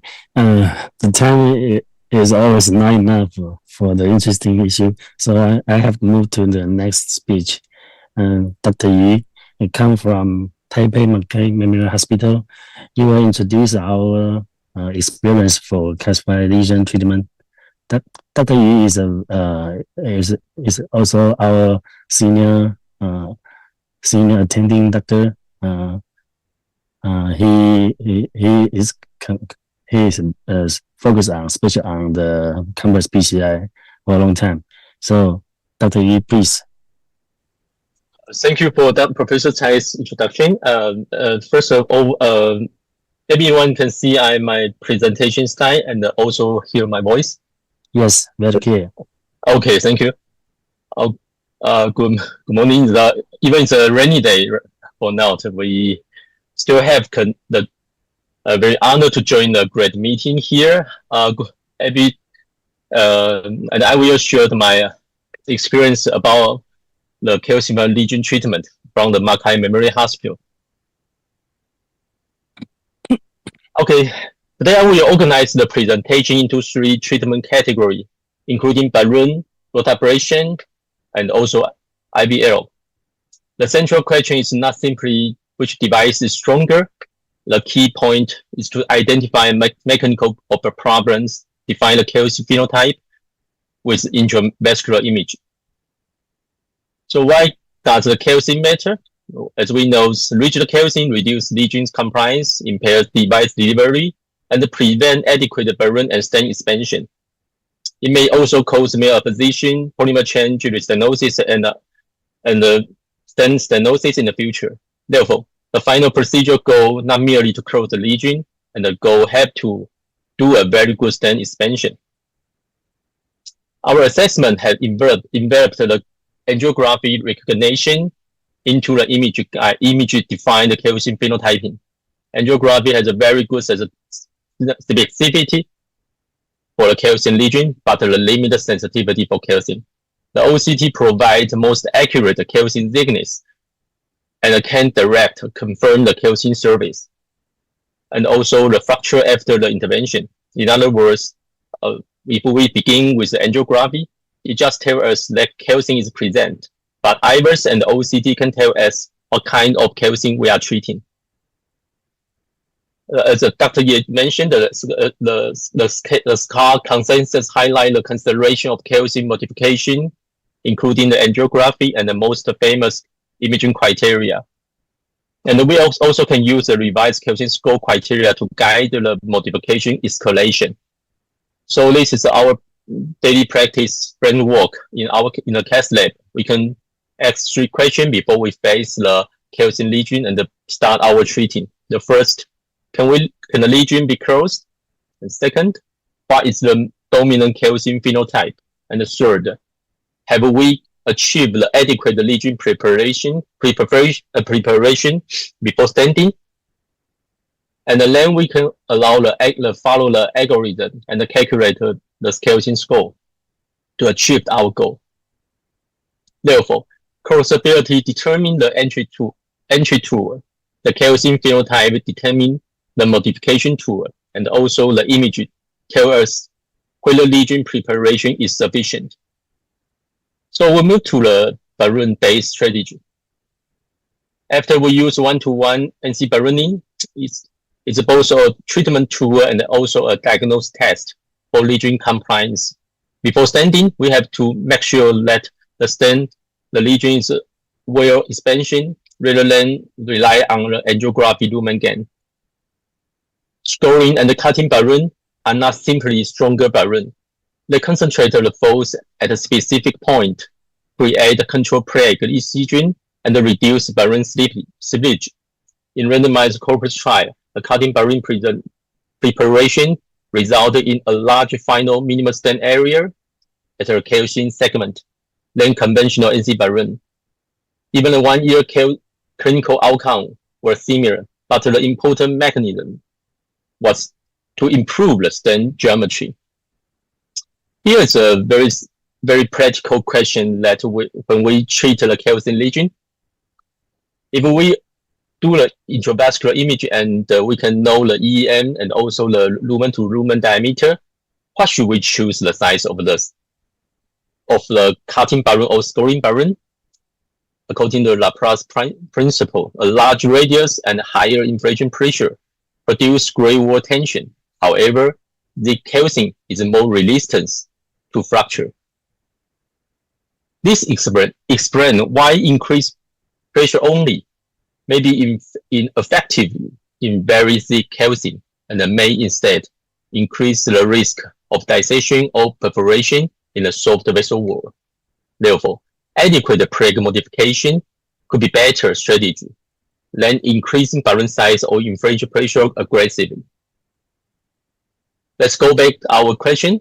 For focal calcium lesion, a scoring or cutting barren is common select according to the lumen diameter with a small step up depending on the vessel anatomy. For in-stent restenosis, sizing should be based on the previous stent diameter and the mechanism identified by image. In bifurcation, osteo or small vessel disease, conservative sizing and gradual pressure escalation are particularly important for a safety issue. The key message is that barren first does not mean barren only.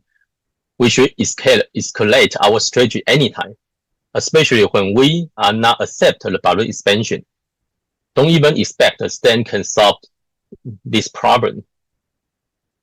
This is a 68-year-old man with multi-risk factor. I will demonstrate the image-guided barren strategy in a patient with previous standing and the recurrent disease.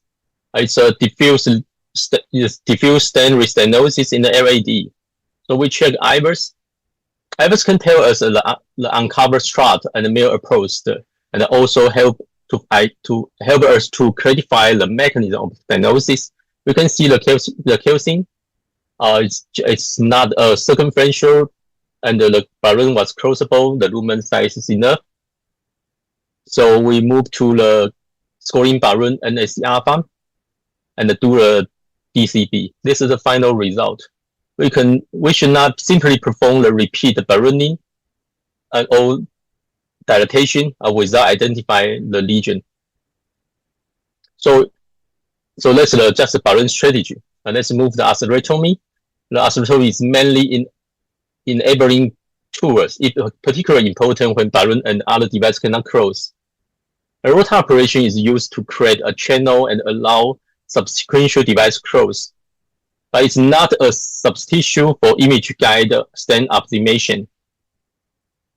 The ECLIPSE trial declared the routine use orbital atherectomy did not significantly improve the minimal stent area or 1 year TLF. It does not mean that orbital atherectomy has no rule in the calcium lesion, but instead we have to do some selection. So atherectomy should be used when the lesion requires it, particularly when closable and the disability when it's dominant problem, rather than simplified because calcium can be visible. There's another case, the 45-year-old man with severe LV dysfunction, diabetes, multivessel disease. And then we can see a very calcified lesion in the middle area RCA by the angiography. So we move to the OCT. We can see some calcium behaviors along the inner and the outer cultures. By the OCT, we can see that very clearly. And this is also the device closable. And we can move to the orbital atherectomy because of very, very big vessels. So we do the atherectomy here with forward and backward. After lesion preparation, we can see some dissection arc and also the fracture of the calcium. But not the end. We move to the NC ballooning to do a better lesion preparation and put some DS and accurate post-dilatation with upsize NC balloon. This final result is satisfied. This case emphasizes that the atherectomy is often not only the first step. The complete strategy includes calcium modification, balloon assessment, stent implantation, and high-pressure imaging guide elimination. The IVL had changed the treatment of the balloon crossbow, deep, and the circumferential calcium. For now, we have a new weapons that is particularly useful in the concentric calcium, large vessel, Raymond lesions, and bifurcation. And the IVL is also useful after atherectomy when a channel has been created, but a significant deep calcium remains. However, IVL is still a balloon-based technique. If the catheter cannot close, guide support or atherectomy may be required first. It's a 78-year-old man with hypertension, hyperlipidemia, and CKD. We can see severe calcified lesion in the LAD by the CT angiography. So we move to angiogram, we can see the diffuse lesion, LAD. And we check IVUS here. We can see some calcium in the distal LAD, middle, and also here we can see the calcium arc is over 270 degrees. The most important of all in the proximal LAD, you can see here the circumferential calcium is over 360 degrees. So the lesion was balloon closable, make an IVL an appropriate strategy. And we have to follow some cutting balloon or scoring balloon for the relative small size segment. So after the cutting balloon, fracture the calcium in the middle LAD, and also we check the lesion preparation situation after the IVL. We can see some fracture calcium here in the proximal LAD after IVL, and followed by the cutting balloon in the middle LAD, and also the sequential high pressure NC balloon. Then we put the DS. This is the final result. The case demonstrates an important principle that IVL is not a necessary stand-alone treatment. The optimal result may be require combination of IVL and also cutting balloon and imaging guide post-dilatation. So ladies and gentlemen, that's my final slide. Let me conclude my talk. The first, angiography is not enough always. We have to image the calcium target to identify the character of all calcium lesion. Balloon first, that means we cannot escalate the treatment. But the closable lesion, do the ballooning first. The atherectomy is an enabling tool, but not always a routine. IVL can change the calcium treatment. If we can close the lesions and do IVL for treatment the very deep and thick calcium, can help us to treat the previous issues that we cannot stop. That's my reference of my talk. Thank you for your listen. Thank you. Thank you, Dr. Yu, Huachang. Thank you. I have a question to ask the other hospital experience. For example, the question one is, if the calcified lesion is closable, we usually use the balloon test to test the lesion. The calcified lesion is undeformable, undilatable, or dilatable. So, how about your the panel's experience? How to sizing the balloon? How to use the high pressure? How high the pressure? So you can define the balloon is undilatable, undeformable. So any panel? Dr. Tsuda, how about the? Yes. Thank you. Thank you for the invitation for this conference. So, in my opinion, we are so familiar with the atherectomy device in Japan, especially Moderator and Orbital, and also DCA. And our purpose of the atherectomy is to reduce the calcium volume. Not only the reduction, but also the conformation. The vessel stretch should be recover more compared to the without the atherectomy device, because the procedure makes sense, and so that's why in my opinion, before the ballooning, the OCT suggests me the necessity of the atherectomy device or not. So that's why in my daily practice, if the the imaging device was crossed, assess the lesion. So balloon or atherectomy divide two pattern. Okay, so after the ballooning, if the lesion could not dilatable by the balloon, we have to much care about some dissection or something when we perform the rotator or orbital. So that's why before the ballooning, so it's more safe to perform the atherectomy. Okay, without the dissection or hematoma or something. Okay. So that's why my step is first step is atherectomy. Always atherectomy. Okay. How about the other panelist, Dr. 韦哲主任？ Any comment? 柯维主任。韦哲主任。对。Yeah.是。Thank you. I did not have more. I did not have the experience, but I have a question. Want to ask a question to Dr. Yu. Did you use because we know that image modality is very important to evaluate the calcium. So which modalities you use to evaluate the calcium first? OCT or IVUS or some and which condition would you use both modality?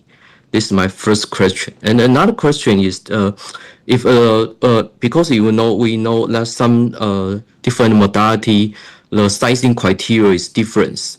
So if the OCT or IVUS, the sizing is different, which kind you believe it?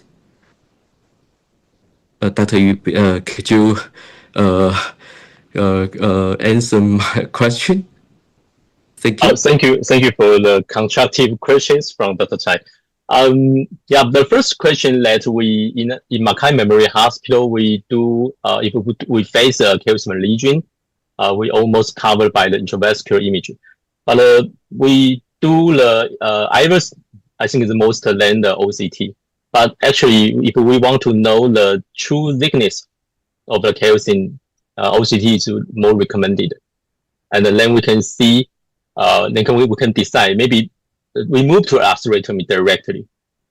And also, if we do the both of device, just like maybe you mean to use the IVUS or the OCT together, it's not common in our hospitals. We sometimes choose the only one, and we will try atherectomy directly, rather than move to another maybe IVL or others. The same question that we just as my talk, we sizing I think is very important, and just not just for open the lesion, and sometimes we have to concern the safety issue. So if we do I think we do the sizing after the imaging. Just when we mentioned that if we increase the pressures, or if we choose a very, very high, for now we have the super high pressure balloon.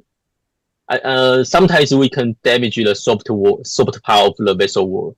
So use the imaging, and we recommend that a very hard plate. We use the minimal lumen diameter, but sometimes we can step up maybe half or quarter size of the balloon of the ballooning. Use a cutting or screwing is okay.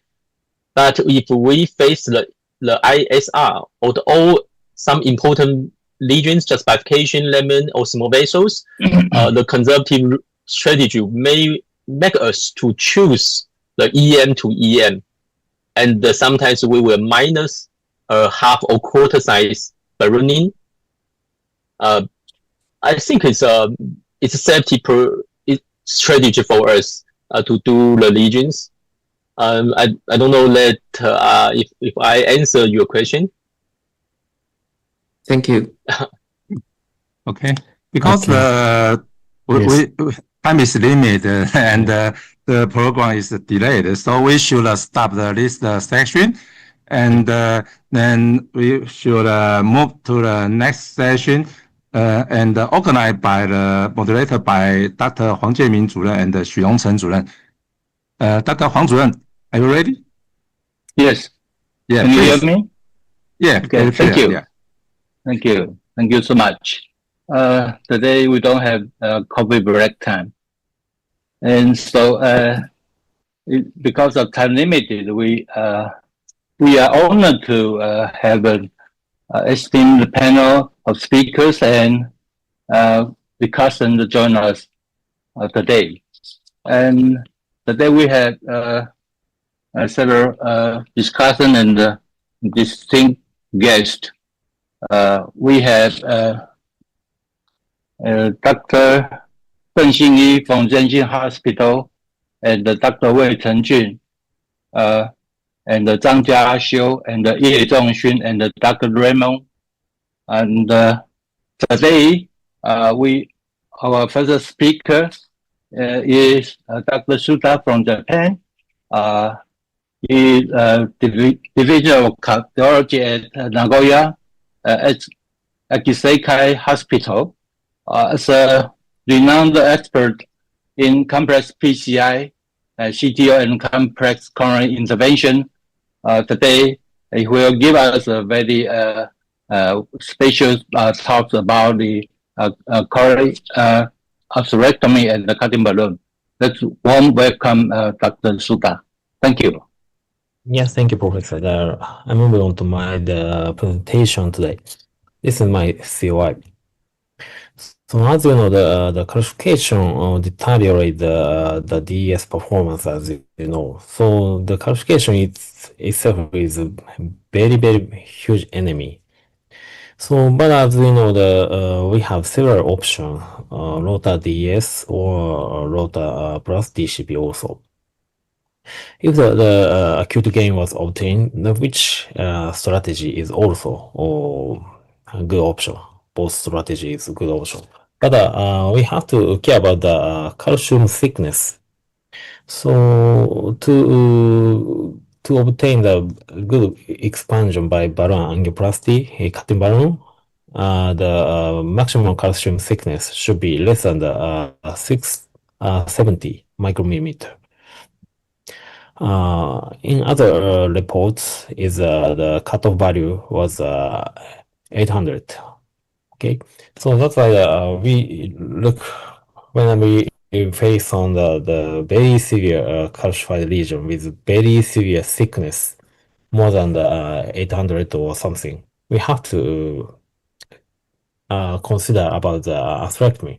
IVL cutoff is maximum 1000. So that's why if we face on the more than the 1000 micromillimeter, we need some debulking device, because any balloon could not work in that kind of very severe calcified region. So this is an ex vivo experiment about the IVL cutting balloon and ultra high pressure balloon performance. Looking for the calcium angle over the 180 region. So cutting balloon and also IVL balloon is very effective for the to obtain the balloon to obtain the crack, you know. So but less than the 180 degree calcium region, this is a very eccentric region. So IVL also cutting balloon never work. Okay. And also the ultra high pressure balloon also never make a crack for the calcium itself. So the problem of the eccentric calcification is three. Okay, the dissection and hematoma at the distal edge or proximal edge, and also the medial injury for the benign part create could become an independent predictor for the late phase ISR, and also too aggressive dilatation creates perforation also. So that's why the very difficult situation, especially in the eccentric calcification. As you know, the calcified nodule also very difficult problem. So this is a very famous paper. The high rate of the instant target region failure after the DS implantation. So the right one is a very acute phase of the stent thrombosis due to the neo-calcified nodule inside the stent. So once the ISR happen, while ISR occur, the re-ISR rate is very high, over 40% or something, by using the DS-DCB application for the ISR region, okay? So that's why the calcified nodule should be also very eccentric and very should be take care of it. IVL for the calcified nodule is no meaning in this paper. So, and also in the, as you know, the HD patient. So by using the current generation DS, very high rate of the event rate after the DS implantation. This is only 2 years, but the target-based failure is 25%. This is a real world in the Japanese cohort. So looking back to the data of the Rota DCB, standard PCI by using the Rota and DCB. So this is a very good clinical outcome compared to the Rota plus DS. This is both from the Japanese colleague. So, but the burr artery ratio is much higher. You know, the burr artery ratio, left base burr is burr artery ratio is over 0.979, and the right burr lay paper show that the burr artery ratio is 0.69. So that's why we need more aggressive debulking strategy for using to obtain the better clinical outcome by using the DCB. Okay. So one paper showed that target the procedure, the endpoint of the procedure from the imaging modality. So the rotabrator, when rotabrator achieved the post-procedure percent plaque area less than 58%, it's a very good clinical outcome. It shows in the this is 5 years. Okay, so that's why if we want to finalize DCB, and if we want to get a very good clinical outcome, the tight plug should be also minimized as possible as we can.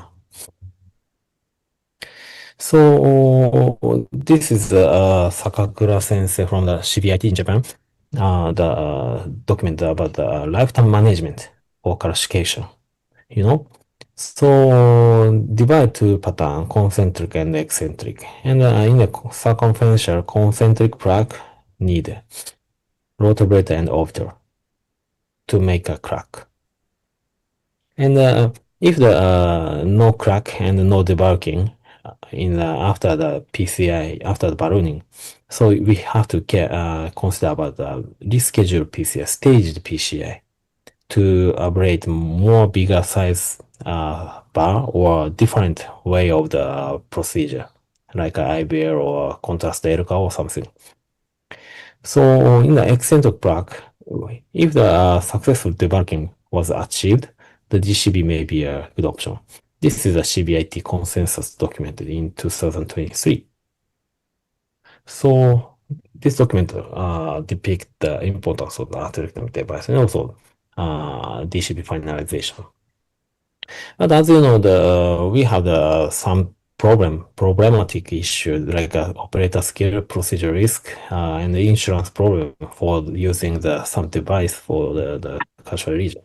We cannot change the insurance problem in each country. We can, in Japan, we can use Orbital and also Rota and also DC and also a extreme laser, So that's why we have to scale up this part. Okay.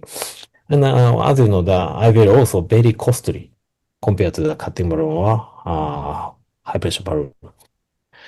So that's why the atherectomy itself is very, very important. So this is a very unique and a very high risk PCI. This is a circumflex osseous ACS region. The LED was already protected, but once the ballooning was performed to pass the IVAS catheter, 1.5 balloon was applied for this region. After that, the IVAS could pass. So this is a very calcified and partially the calcified nodule also documented inside the target region like this.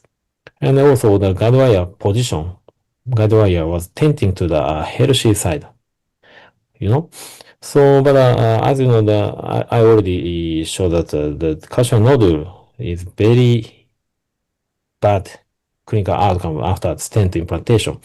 So that's why we need some atherectomy for this calcium nodule. But guide wire is very, very risky position. What should we do? So in the CBIT consensus document already published about and documented about the risk of the circumflex osseous ablation by the rotabrator. Okay, so the one issue is to go straight and injure the carina with LED2 between LED2 circumflex, and one is to shortcut the bar is going. So this two type of the very, very huge and very, very fatal complication is occurred. But we can control this kind of the phenomenon. So to control this kind of the risky procedure, we have to know about the debulking device, debulking bias. So debulking bias means a change of guide wire location during the debulking. So this is the schema of the not appropriate, not proper guide wire position. But if the distal part region is well ablated, proximal guide wire bias position could be changed. And also, if the proximal part of the region is well ablated. So guide wire position of the distal part also become change. Okay, so this change of the guide wire location is defined as a debulking bias. So this is the two types of the eccentric calcification, case 1 and case 2. So by using this kind of the concept, but a different outcome in these two cases.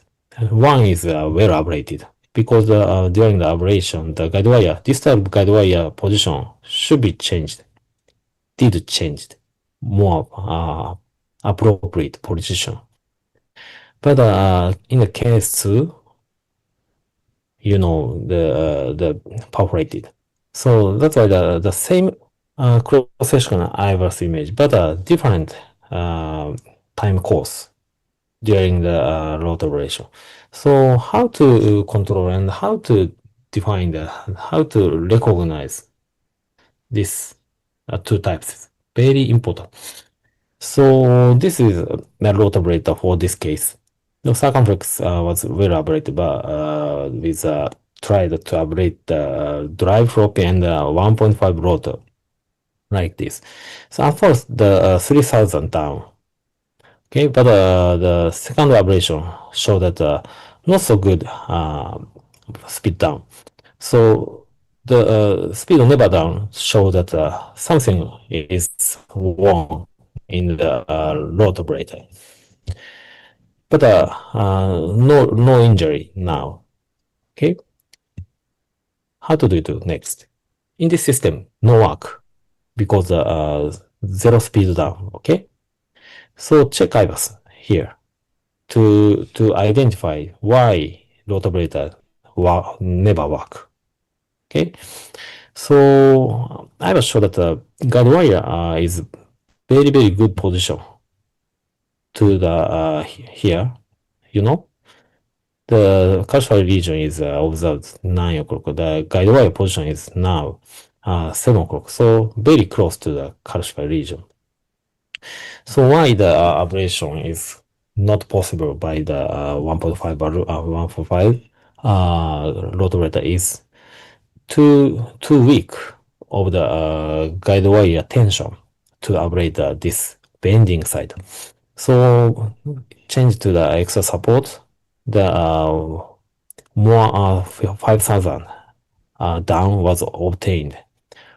Okay, so next, how to confirm that this procedure safe? So check the angio like this. Okay, during the procedure. So before the procedure, the guide wire position is very close to the base structure, okay, right side, to go right side. But during the halfway Rota ablation, so the guide wire position should be more going to the left side during the procedure. Aerial caudal view is coming from the 6 o'clock, so that's why the without the IVUS image, without the IVUS examination, we can assess the guide wire position like this checking system. Okay. So finally, we can assess this debulking bias. Okay, before the Rota ablator passing through the whole the region. So this is very important. So finally, we passed the 1.5 Rota bar with 9000 down. So I was also demonstrate a very good ablation for the proximal part of the circumflex like this. So compared to the baseline IVUS, so the after debulking, so guide wire position is completely different compared to the baseline IVUS. So this is actual the debulking bias. So changing the guide wire position during the proximal ablation. Okay, so finally we perform the cutting balloon and DCB, deliver the DCB. This is the final angels. So without any so the huge dissection or thrombus, very good outcome. This is a stage PCR for this case. So 8 French Amplatz 2.0 was used for this case. And as you know, the big burr 2.0 Rota and also 2.15 Rota burr was performed. Rota ablation was performed to ablate more for this eccentric calcification. And finally, deliver the cutting burr and also DCB.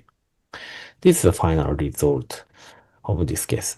So finally, we can get the final percent plaque area was less than 58%. So that's why that in this case, no restenosis in the 3 years.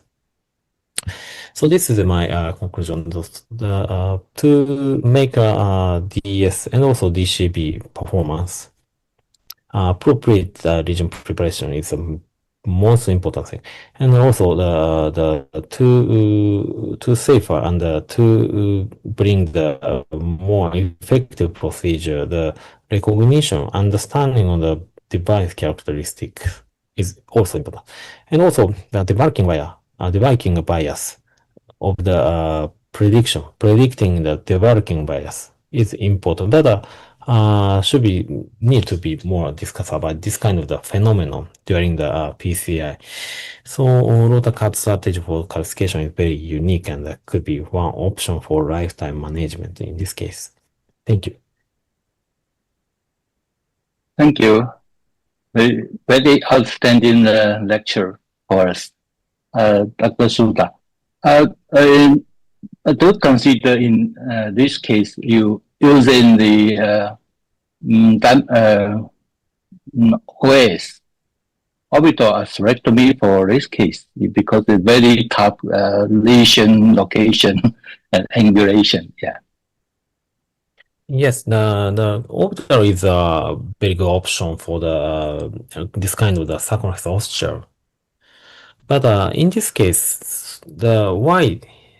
So you know the distal part of the guide wire position is very close to the healthy side from the area caudal view, right here. So yeah. As you know in the Japan, so backward orbital is only way to perform inside Japan. So different from the other country to use. Okay, so but different distal part is unfavorable, not good guide wire position at the distal part. So in this case, this guide wire position in the distal part is inappropriate, not good position, is due to the proximal calcification. Okay, so that's why the proximal calcification should be ablate. Distal part of the guide wire position should be more safe, should become more safe. So that's why I didn't perform the orbital in this case. In this case, you use 18,000 rather than low speed. Why you don't packing procedure? In this case, throw intermittent. Yeah. Peak motion was throw intermittent, not picking. Not picking. Okay. Not picking. Throw intermittent. High speed. Not low speed. Okay. Yes. So any other comment from Dr. Raymond? Yeah, I think you do a lot of orbital. How do you think about this case? Well, that's one of the things I'm thinking of when I see the case. I think the osteo calcification is one of the scenario that I would think of about the orbital atherectomy. But perhaps the distal lesion is another issue. And also I have a question regarding the Rota DCB, which is I find it quite interesting. My question is, how do you choose whether we use the DCB or DES? do you need in between to test the lesion with like an NC balloon before you decide, or that's my question. I mean, because recoil is one of the our concern, also dissection when you do this kind of cases.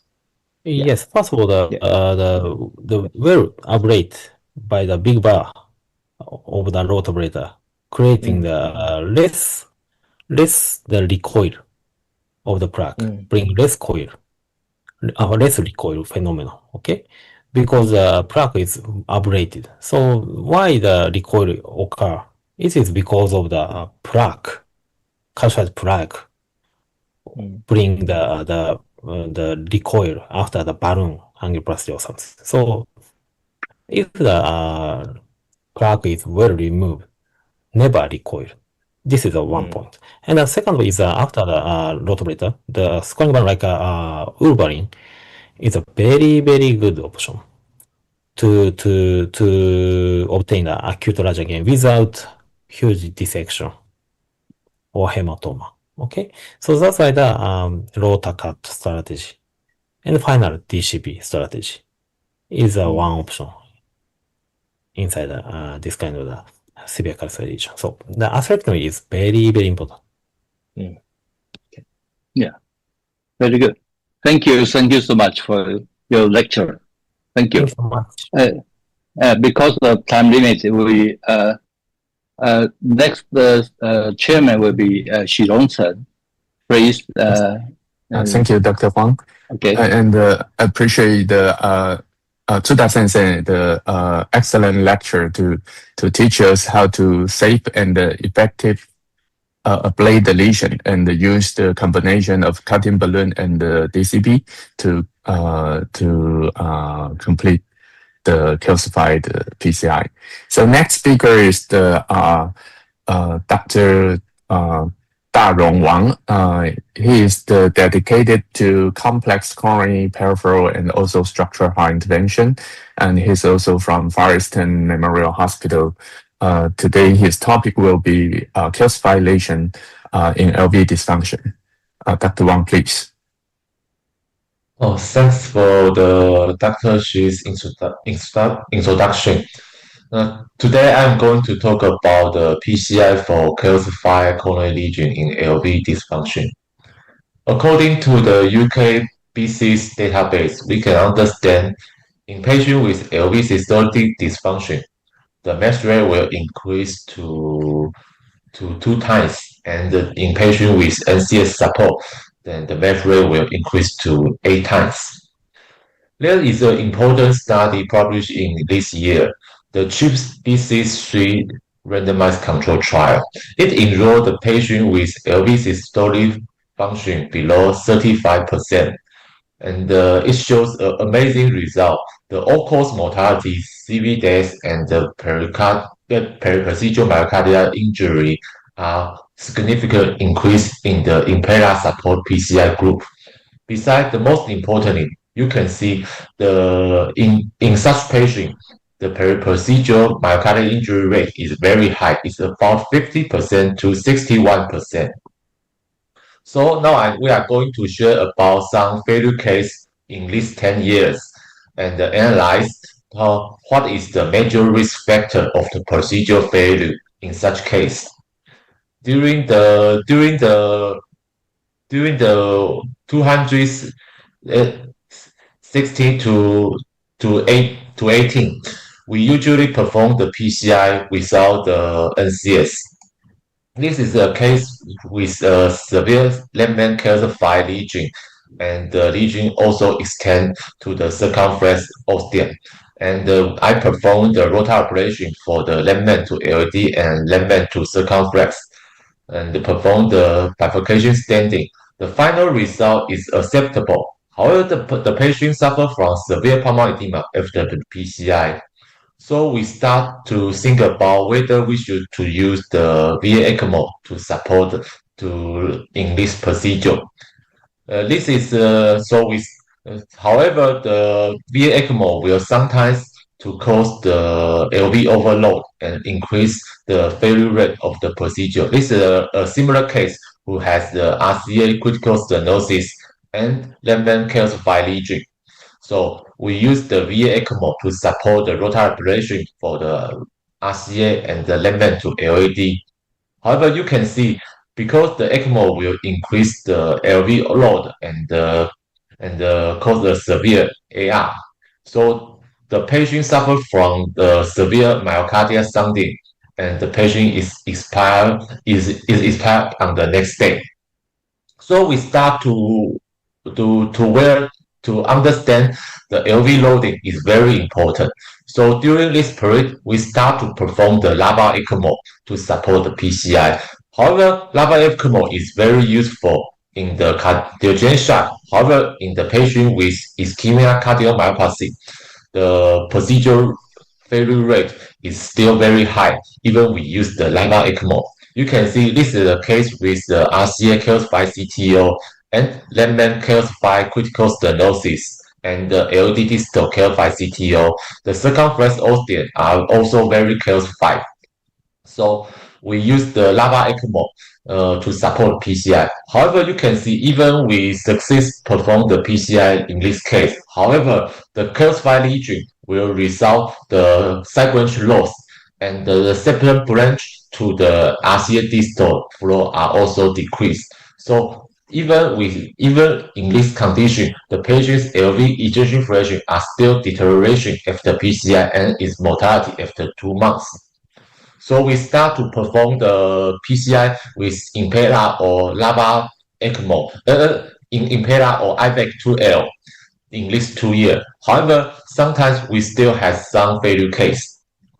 This is a similar case who suffer from RCA CTO and the lemon LD critical stenotic lesion.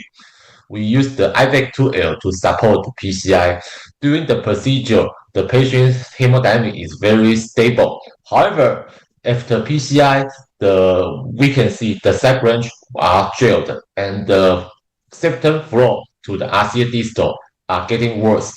So the patient also has a severe myocardial sounding after PCI, and the patient was mortality on the second day. So after I analyzed the failure case, we found some risk factor of the mass for the PCI for calcified coronary lesion in patients with poor LV systolic dysfunction. The risk factor include acute decompensated heart failure, left-main lesion, severe TVD with RCA critical stenotic. The most importantly, we should avoid the prolonged balloon inflation and the guideline to use because it will cause the severe myocardial sounding. In patients with LV dysfunction, the myocardia is usually under hibernating status. So even with revascularization, the myocardial function will not recover very soon, and the prolonged ischemia will cause the hibernating myocardial necrosis, or even better grade the myocardial dysfunction. This is the model of the ischemia cardiomyopathy. So when the coronary flow is not enough, the mitochondrial calcium will be dysregulation.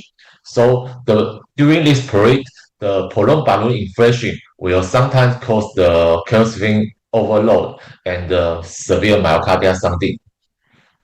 And when we use the LV unloading device, we can only increase the coronary perfusion. However, the balloon inflation it will still cause the myocardial injury, and the NCS will sometimes mask the myocardial injury because the hemodynamic is stable during the procedure. So how to prevent the myocardial injury during the PCI for the calcified lesion in the LV dysfunction? So we should avoid to perform PCI during the acute decompensated heart failure. Second, we should avoid to prolong balloon inflation or use the guideliner because these two techniques will usually cause the myocardial injury. Furthermore, we should avoid the side branch loss and should perform the PCI for the total occlusion lesion first. Besides, the stage PCI and the Rota ablation and IVL will increase the procedure success rate. Now I'm going to share how I perform the PCI in such case in these 2 years.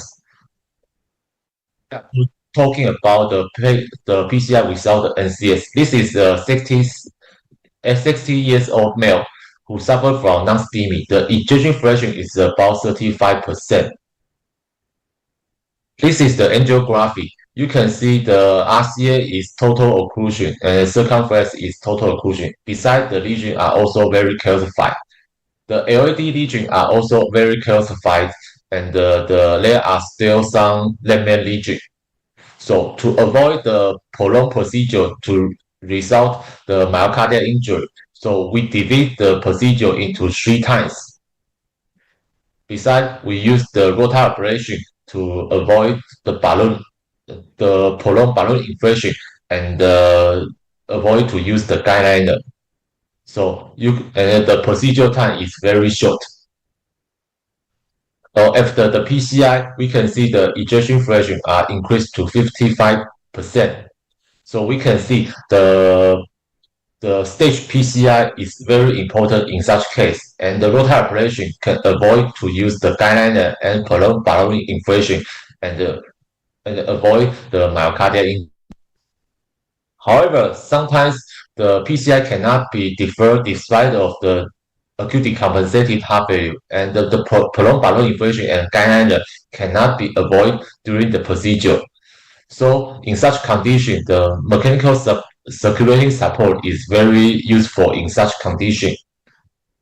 So I'm going to introduce the second case. This is a case about IBEC2L. This is the 63 years old female who suffer from non-STEMI, and you can see the patient is under acute decompensated status. The ejection fraction is about 35%. The anterior wall is hyperkinesia. This is the angiography, and you can see the lemon are critical stenosis. Besides, the LAD are CTO with a calcified lesion. The RCA are also very critical stenosis. So we perform the PCI for the RCA critical stenosis lesion first. Then we use the IBEC2L to support the PCI for the lemon to LAD lesion. To reduce the ischemia duration, so we perform the lemon stenting first. And you can see after the lemon stenting, the blood flow of the LAD are increased. So we perform the Rota operation and the IVL to the LAD calcified lesion, and to avoid the prolonged balloon inflation and the use of the guideliner. This is the final angiography. You can see the LV ejection fraction are improved gradually. So how to minimize the peri-procedure myocardial injury during the trips with the NCS? We should focus on the ischemia duration. We should avoid to use the guideliner or prolonged balloon inflation, because these 2 procedures is easily to cause the peri-procedure myocardial injury and further induce the myocardial sounding. And the Rotatripsy can use to avoid to use the prolonged balloon inflation and the guideliner. Finally, we should prevent the side branch loss and perform the stage PCI if possible, because the RCA CTO will usually progress because the LAD standing, because we will gel some the septum branch. Finally, we should check the cardiac output power before we win the NCS, because sometimes the myocardial injury occur and we didn't realize, and we should use the swan gun to check the cardiac output power and to avoid the severe there will be decompensation after the NCS is winning. This is my topic today. Thank you. Thank you, Dr. Wang. Thank you. We have didn't see mitochondrial in PCI symposium for a long time. And I think because the time is limited, maybe open only one question. Dr. Wang Jianmin? No? Then because of the time limits, maybe we will move to the next speaker. Okay, Dr. Wang. Let me introduce the next speaker, Dr. Shuhan Lin.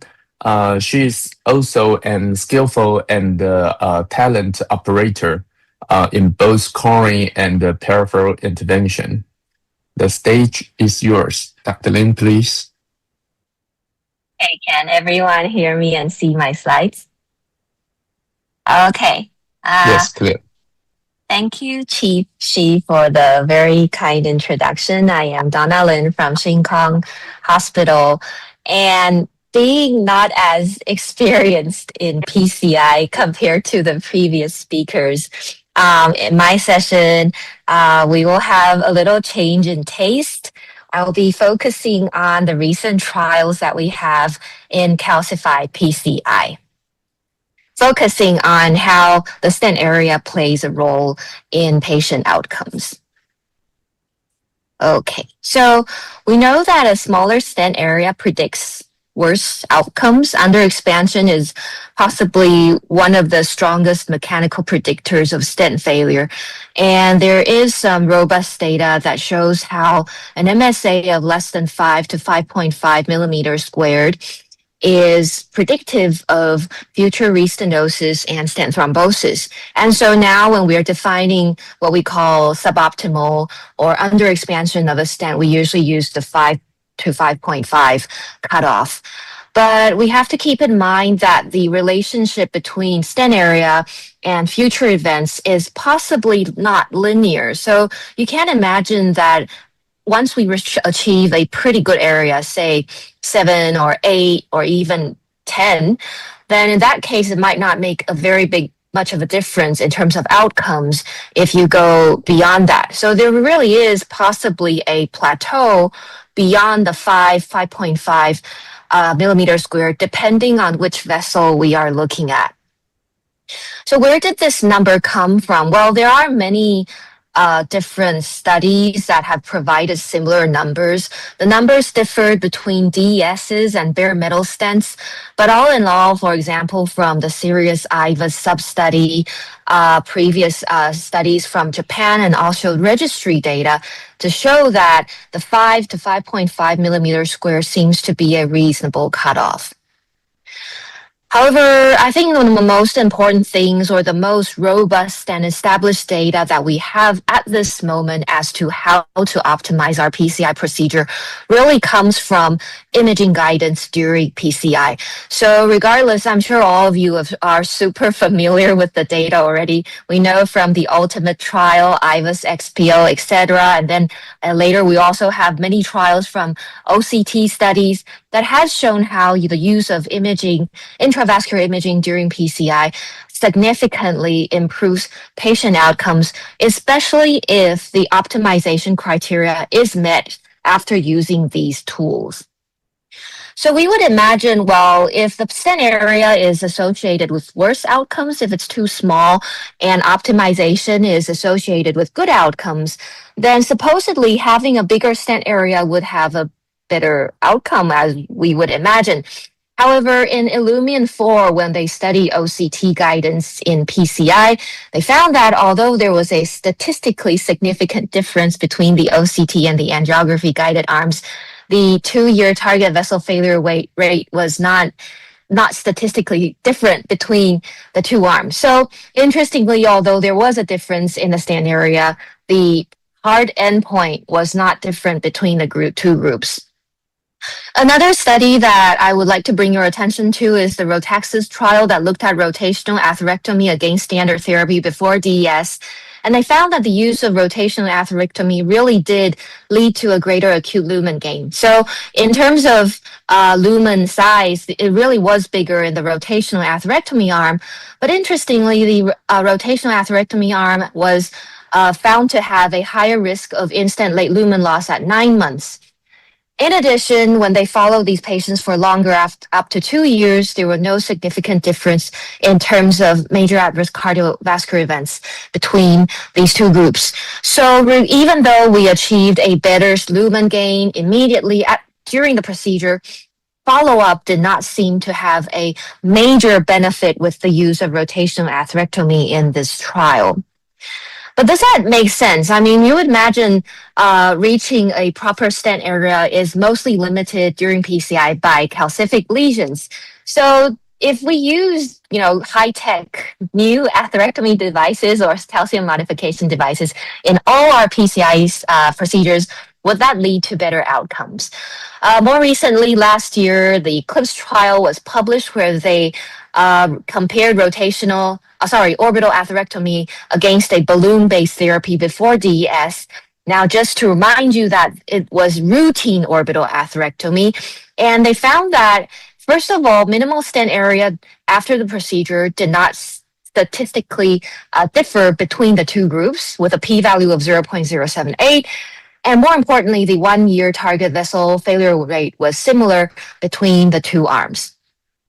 They also did an OCT sub-study of the ECLIPSE trial, and they found that although orbital atherectomy really did produce more longer and deeper calcium fractures, the minimal stent area did not seem to be superbly increased with the use of orbital.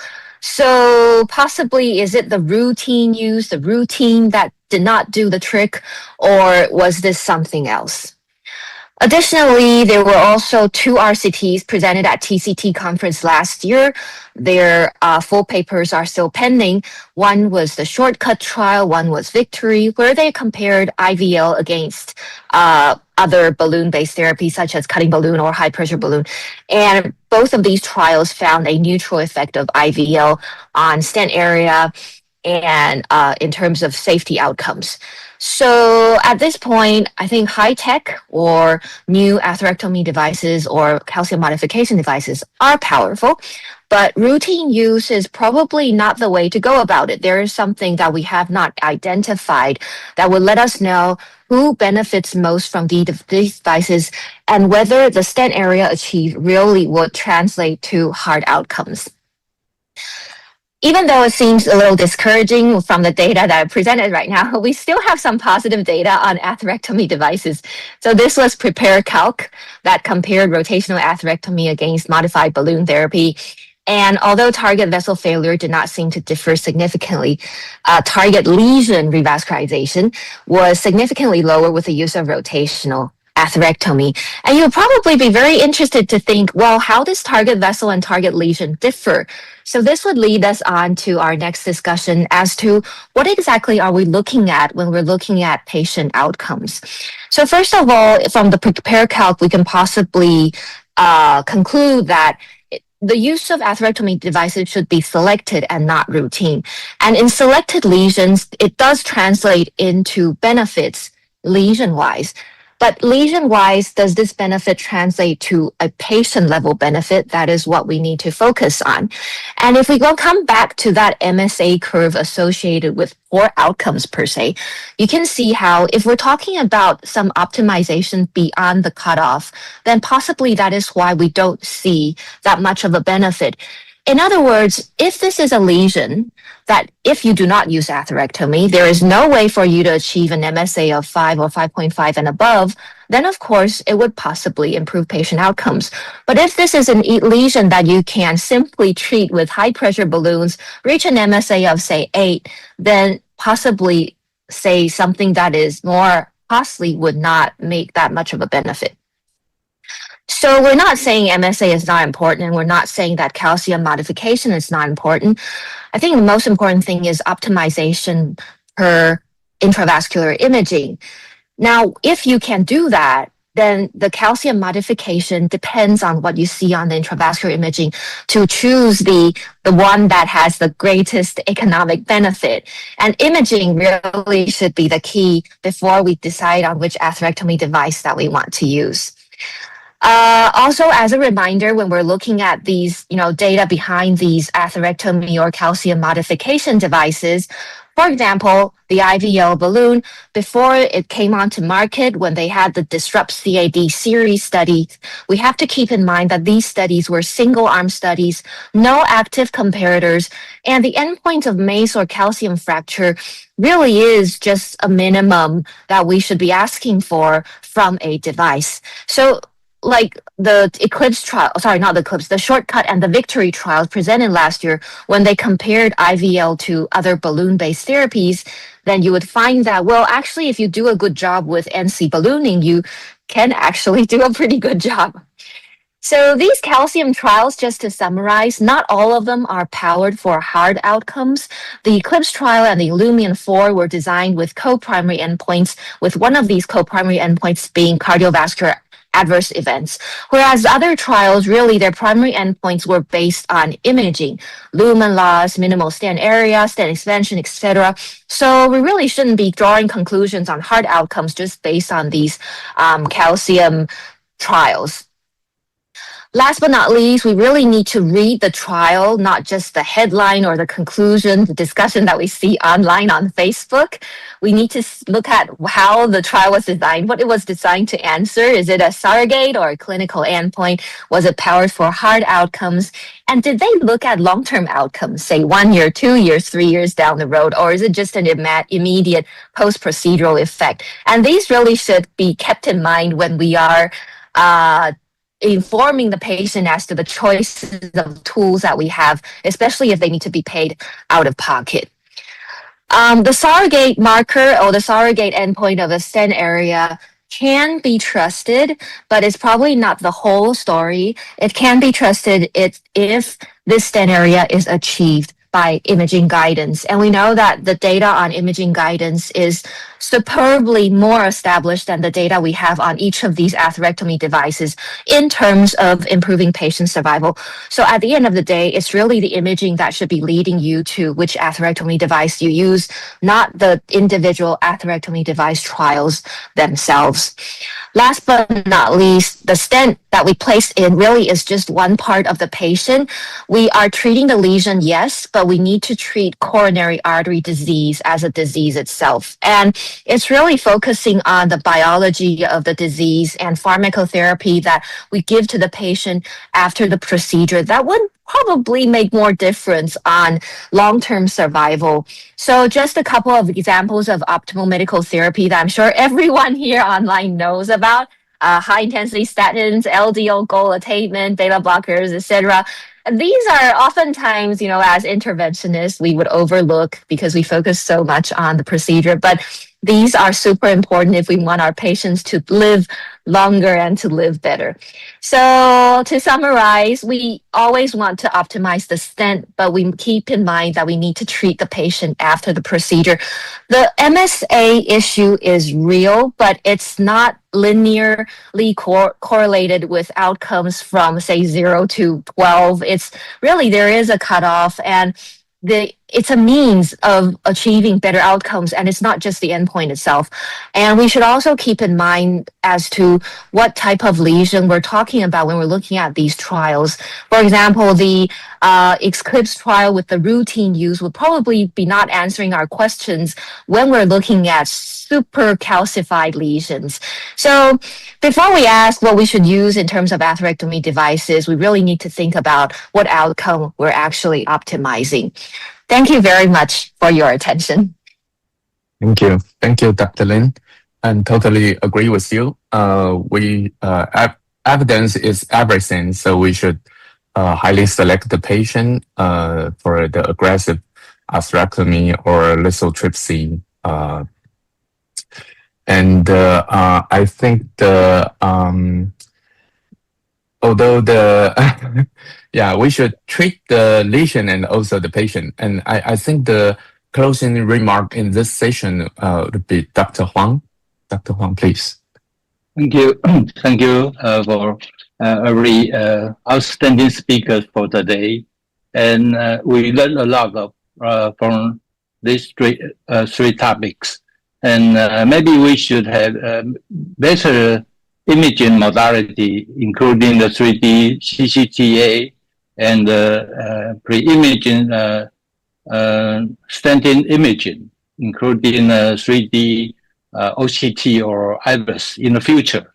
And of course, we have to know before stenting, we should aware the calcium arc more than 180 degree or more than 0.5 millimeter or even up to 1 millimeter thickness and concentric or eruptive. Every kind of lesion we should be aware of before you do anything to debulking or preparing for stenting.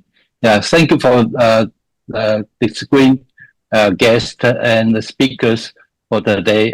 We have to move to next session. Next, the chairman will be Dr. Wu and Wu Zhongren and Cao Dianping. Please hand on.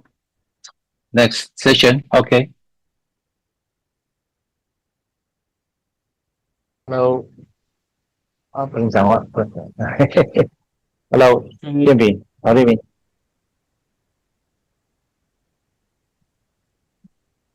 Hello, Cao Dianping. Okay. Yeah. So, good morning. I'm Dr. Cao Dianping, and because my video is a little problem, I will fix it later. And today, I will moderate the last session of today's meeting.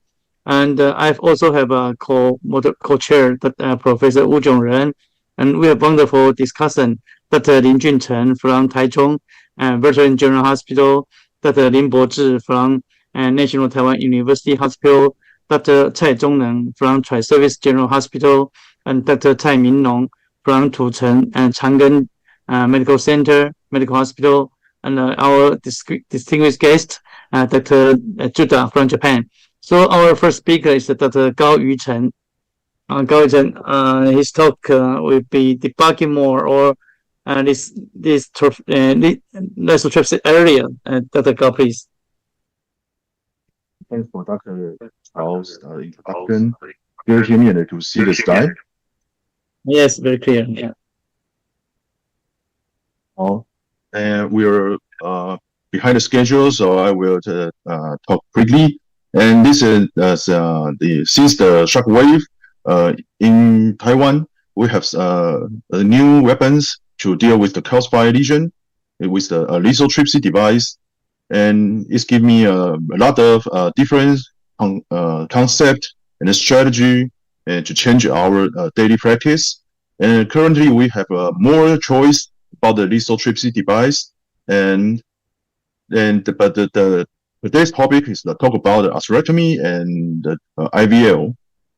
We know that the atherectomy device impacts on the superficial calcium only, and use the lithotripsy could modify the deep calcium and the superficial calcium. And before use the tools, we should evaluate the lesion should be modified or just do the burr based angioplasty. Maybe we can use the OCT based image study like the rule of three currently, and to calculate the points and go through the algorithm. If the image show that the image is uncrossable lesion, we can do the Rota first. And with this is nodular classification, we can use the Orbital or Rota operator. And if the deep calcium only, we can just do the burr-based angioplasty. If not satisfied the result, we can use the IVL. The big problem is the superficial calcium. We should calculate the scoring system. If the calcified rule of three point total scoring system more than 2 points, 2 or 3, we should use the atherectomy first, or just use the IVL if possible. If less than 2, if 1 or 0 point, we can try the NC burn first. But next I want to talk about why we should use some multidisciplinary strategy because of some special scenario. Next, I will show why we need Rota if we could do the IVL. I show this case many times. This is not the case. This is because by lesion, and the IVUS or OCT could cause the lesion. So we do the OCT after the IVL AT pulses and the NC burr pulse dilate, and you can see that multiple cracking of the lesion. Then we put down stent with the bigger NC burr high pressure pulse dilatation. But you can see the stent area is not satisfied, and because of this large calcium volume cause the severe recoil. So maybe the volume reduction by the atherectomy will be better. And next case, I will show about why we need cutting burr or even the IVL if we already perform the rotational atherectomy, and if we do the deep or lateral atherectomy for debulking more to get more bigger area, and it brings some risk. For this case, I will show a lot of times it's RCA lithotripsy occlusion with segmental lesions with poor LVEF, and we do the Rota first because of uncrossable lesion. We use the 1.5 millimeter ablate the 2 segment. Then we got the no reflow and patient survival because of the ECMO support. However, we know that debulking more often lead to the more dangerous complication, and multidisciplinary strategy will be effective and safer. So next, I want to show the experience of our hospital. Let's talk about the calcium ring thickness. If the calcium ring thickness is less than 300 nanometer, we can use the non-compliance balloon directly dilate the lesion. If between the 300 to the 500, might be cutting balloon would be better, and you could try the NC balloon first, but might not be effective, so you can use the cutting balloon. If the thickness is more than 500, cutting balloon may be effective, but it might be not effective. So you should use the IVL, or you can do the atherectomy first. That is guarantee the lesion will be open. If the thickness is more than 700, 700 to the 1000, you can just do the IVL if it's possible. If not possible, you can do the Rota first, or you can do the atherectomy. If the thickness is open over more than thicker than the 1000, is over the IVL penetration force.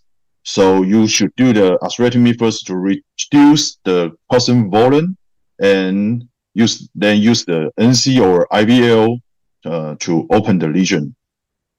For the cases, the thickness over 700, even over thicker than the 1000, we should debulking more. As debulking more, make the better, or we should consider the safety issue. And like the previous speaker, Dr. Lin said, does it influence the outcome?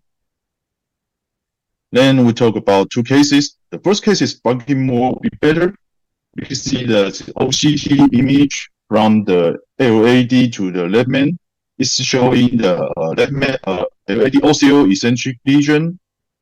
OCT image is showing, you see the here. It was a calcified nodule at the 6 to 5 o'clock, and the white bias is good. So we do the atherectomy first, then we do the OA for the OCO lesion, and use the high-speed backward sending several times, like this. Then you see the OCT again. You can see the nodule classification was disrupted partially by the orbital, and make the hole diameter about 1 to 1.5. Then the operator do the IVL then long stent, it seems to be good result. Then we see the OCT image. Here, you can see the dual calcification was pushed out and the stent well open in the LAD OCL area. The second case we'll talk about the debulking more or IVL earlier. This is a check case with LAD diffuse calcification and tender lesions with poor LV ejection fraction and poor renal function. Of course, the intravascular image cannot close the lesion. Then we should do the atherectomy first. Then we do the Rota 1.25 burr and close the lesion. Then we shift the IVUS. I've showed the case nearly whole segment calcification. And sorry about my computer is a little bit slow, but after that, when you see the lesion is not well prepared, consider the patient's poor ejection fraction. We don't use the large burr. We use the IVL, follow the Rota, and use the Rotatripsy procedure. And 80 pulses distributed in every segment. Then we put on standing. The patient got event-free for 20 months, and he hesitated further PCI for RCA and the circumference due to the poor renal function, and the patient has no symptoms after the index PCI. And the patient finally got ESRD with hemodialysis, and was found to have the gastric cancer 12 months later after this PCI.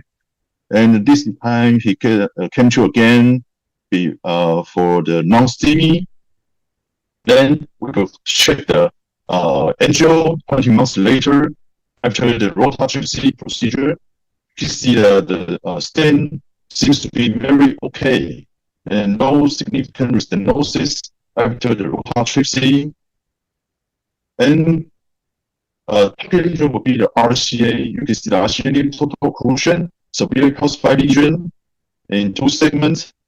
The patient's ejection fraction was improved after the LAD procedure, but this time he got hemodialysis and the gastric cancer. That will be helpful for the reading. And on the other hand, because of the gastric cancer, the procedure will be the palliative, the PCI, for the P symptoms. And the patient's family asked for the limited cost. So we have no IVL this time. So also the this not close because this is an unclosable lesion course. Then we do the Rota. And for the case, it's a large vessel, which we use the maybe 1.5 and 2 over. But for the cost effective and the economic issue, we use the 1.75 burr. First, we use the high speed to close the lesion. Then we use the speed down to the 140,000 RPM to make the bigger lumen gain. Then after the Rota and the high pressure NC balloon dilate, you can see the lesion was open, but you can see the distal RCA flow was poor. Sorry.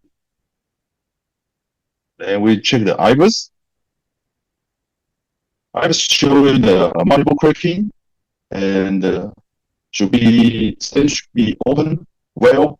So we put down stent with high pressure for dilatation.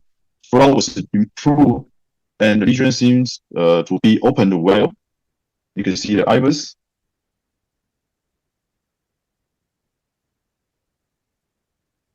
Not very symmetrically, but the area was satisfied. So next we'll discuss about should we debulking more, and after the debulking, after atherectomy, should we use the IVL or just use the NC balloon? This is the Dr. Mamani's team published the research last year comparing with the IVL and the ultra high pressure balloon. And for the figure A, you could see the use the IVL to the calcified lesion. The IVL could 80% fracture of the calcium without the and 20% will be the post the media injury. On the other hand, the ultra high pressure balloon is showing the fracture rate only 1/3 with 100% media injury. So we might think about the safety issue about the ultra high pressure balloon. For the figure B, the left hand side was the section about the calcium arc more than 180. That means the ring calcium.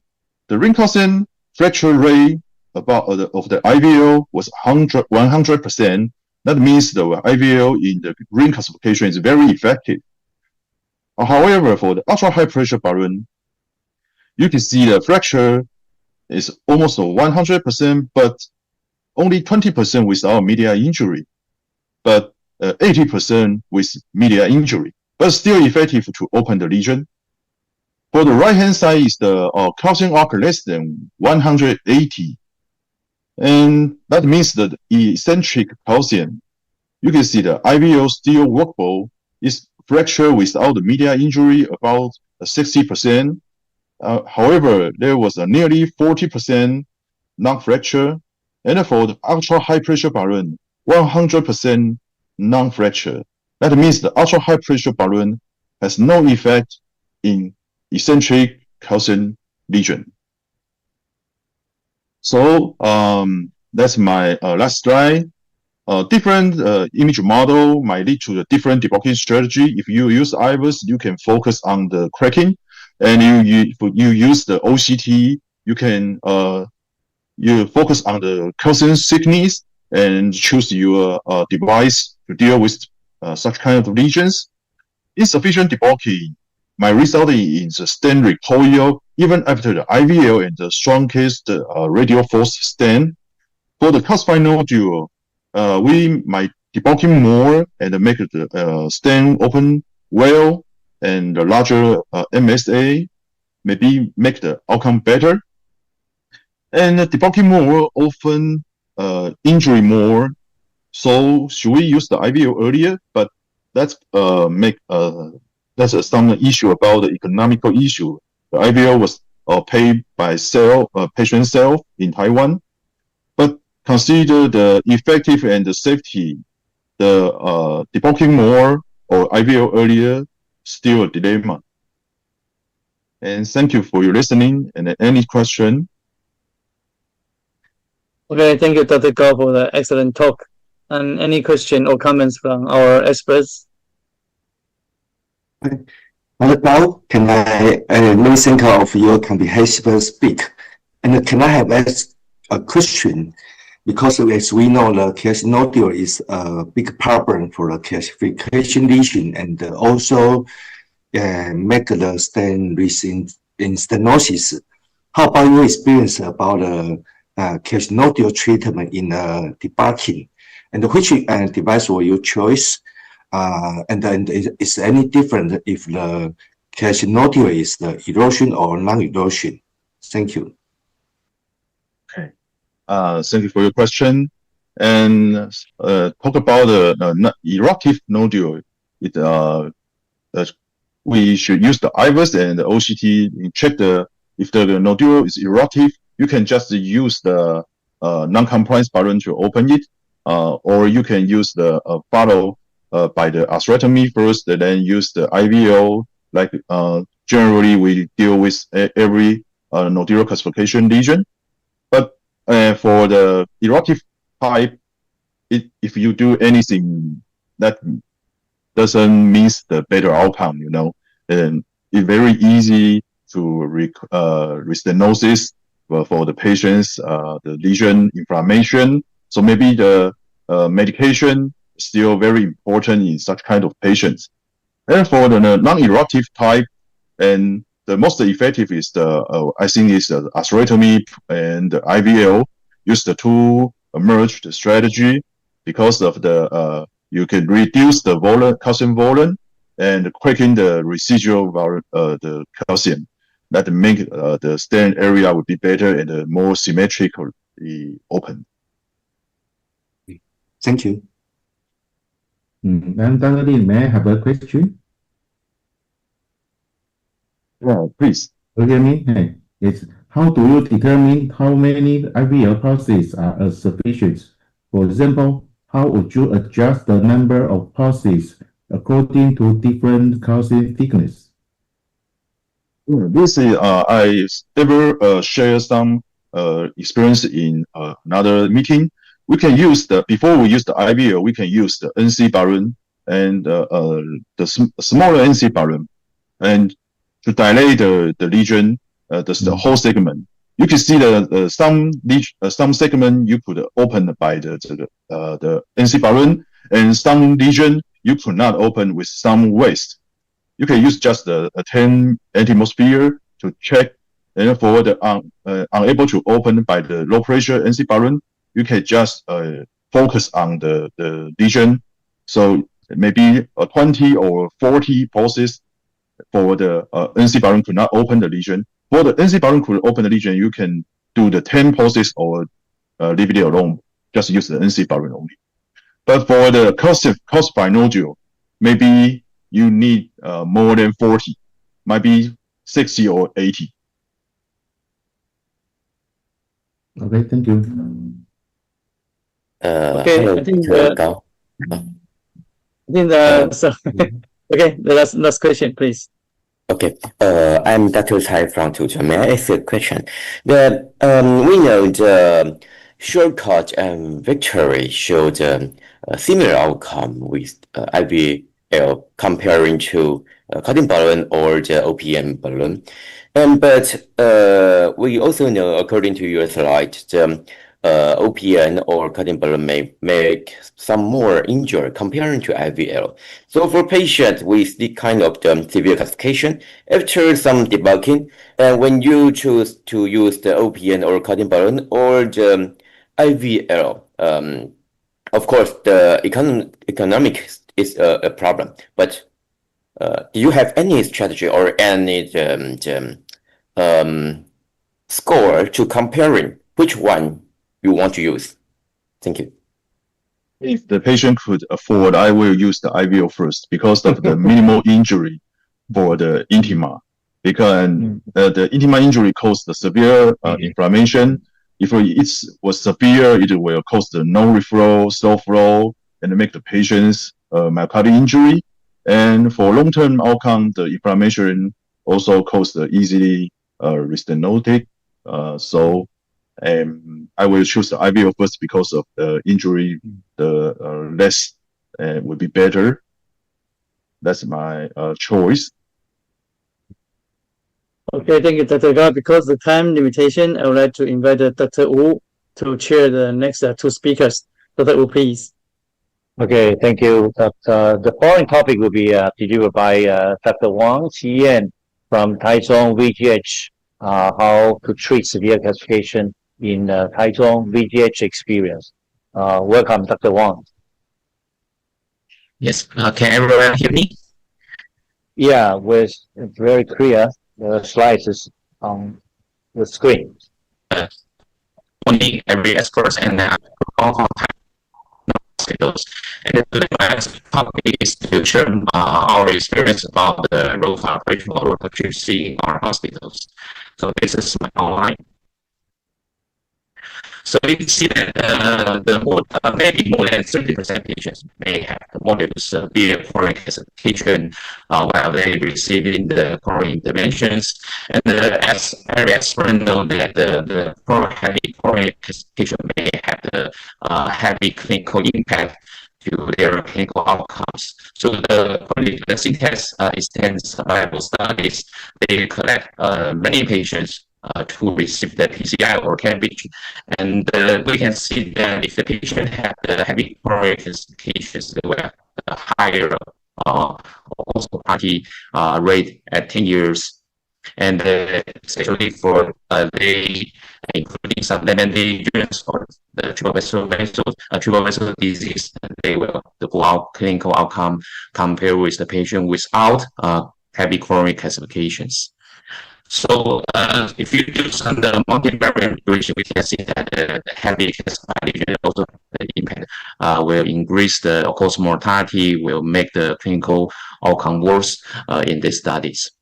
So now we have the many tools for we're facing the complex coronary calcifications like IVL or Orbital or Rota operation or even lasers. And I think that every tool has their advantage or disadvantage. I think the most common combination is the Rota operation combined with the IVL is the more common in our practice now. So we create about thousands of cases of Rota operation for years, and so according to Dr. Lee's educations, our teams published some data to show some experience of Rota operation in our hospitals in some specific case and the patient with acute myocardial infarctions. So in this case, we can see that in our hospital also do some Rota operation for the patient with a myocardial infarction, including the non-STEMI or even the SDH about 11.6%. And we can see that if we do the Rota operation in the patient with the myocardial infarction, they will have the higher rate of the in hospital-based CVDs or cause mortality. Even 30 days, 3 months, or 1 year, they will also have high rate of the MACE rate deaths and the CV deaths. So we can see that there are really the high risk for the Rota operations. And then we also share some experience for the CTO Rota operation for the CTO lesions. And we can see that compared with the non-CTO lesions, the Rota operation will the operator also often use the small bursts to do the Rota operation where we face the CTO lesions, and but we can see that the flow time is higher, the total procedure time is higher also because we have to check by the intravascular image and to avoid some complication in CTO lesion Rota operations. But if we do the careful manipulations, the CTO Rota operation is safe according to our data experience. We can see that if you compare with the non-CTO Rota operation, even we do the Rota operation for the CTO lesions, the procedure successful rate or even the in-hospital MACE 1 month or 1 year's MACE rate and the CVDs or all-cause mortality has no significant difference. So I think the Rota operation for the CTO lesion may be safer if we have the careful evaluation and the experiment procedures. So we also have some experience about the Rota operation of the limits. So we can see that sometimes the angulation of the side branch will have the impact on our practice, and it also increase the complication rate or some vessel preparation rate if we didn't evaluate the lesion carefully. So this is my case sharing. I just do this case about 2 months ago. Mrs. Stent is 80 years, it's so females. He also had underlying peripheral including disease with the frequently mixed ischemia. I just do the peripheral intervention about 2 years ago. And this time he complained severe chest pain and the shoulder brace in our OPDs. And we can just do the coronarogram through the non-invasive test. We can see that there's a heavy calcification of the limitation, but the flow is okay. The flow is okay. So it's a very limited lesions. So in kind of protection, we can see that the all calcification involve the osteon already and the subosteons from the industry. So you can take this aerial column, the left side is the aerial column. We can see that there's a heavy calcified nodule from the lateral surface and the calcified nodule protrusion to the osteon. So it is a very interesting case. About RCA is possible, but they still have the critical stenosis over the proximal RCAs.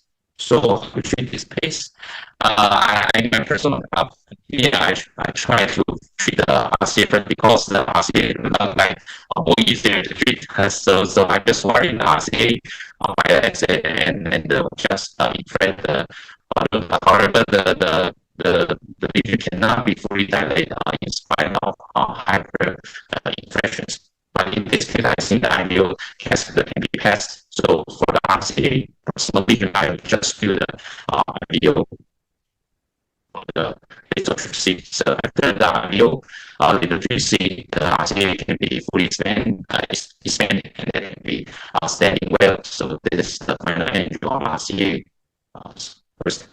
And we try to treat the lesions. So in this case, I already know the condition, so I just try to do the Rota operation of compress first. Start with the 1.5 burrs, and then change the burr to 1.5 burrs slowly.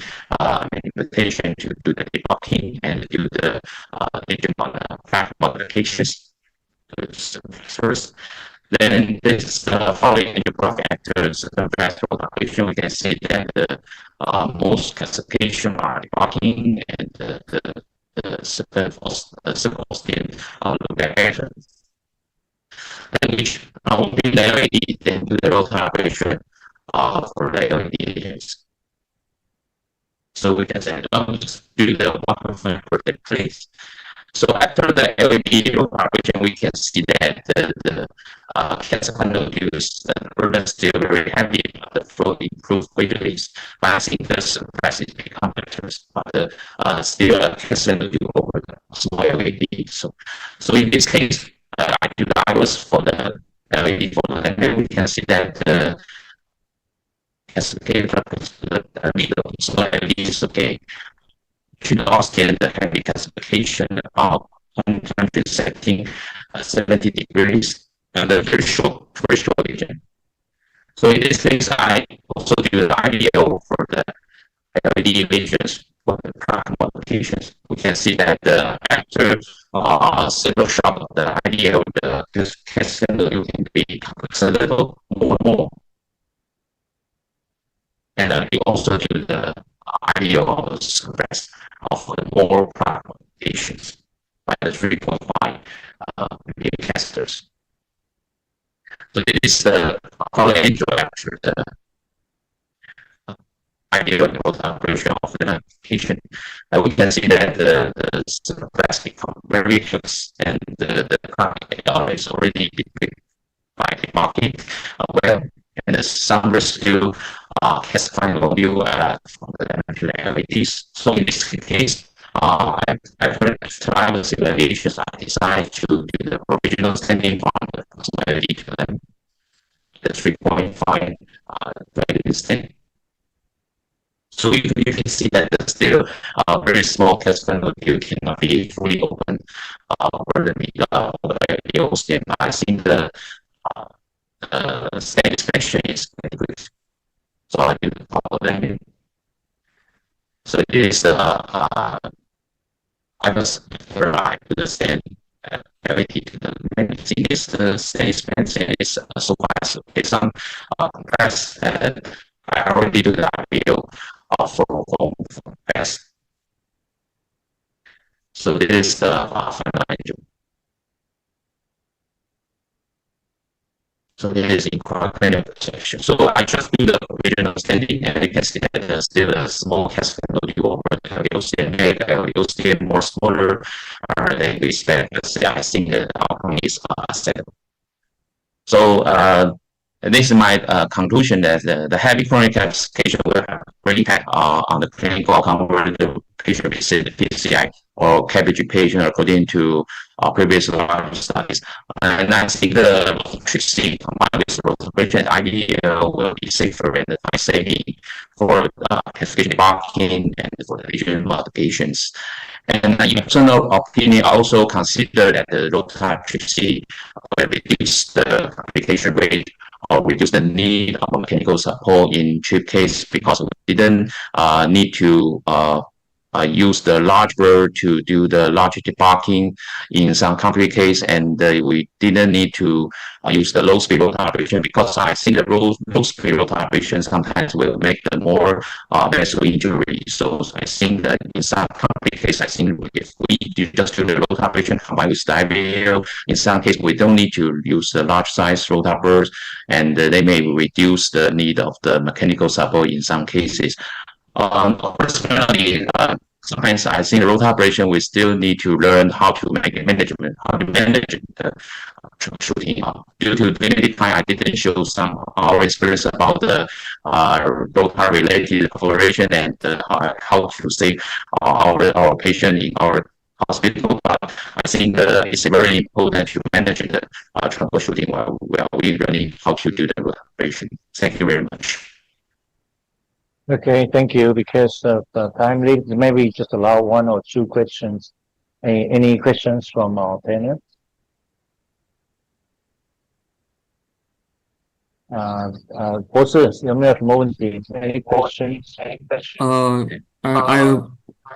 I will ask a question about when you think the case need to do rotatripsy, how about do orbital atherectomy?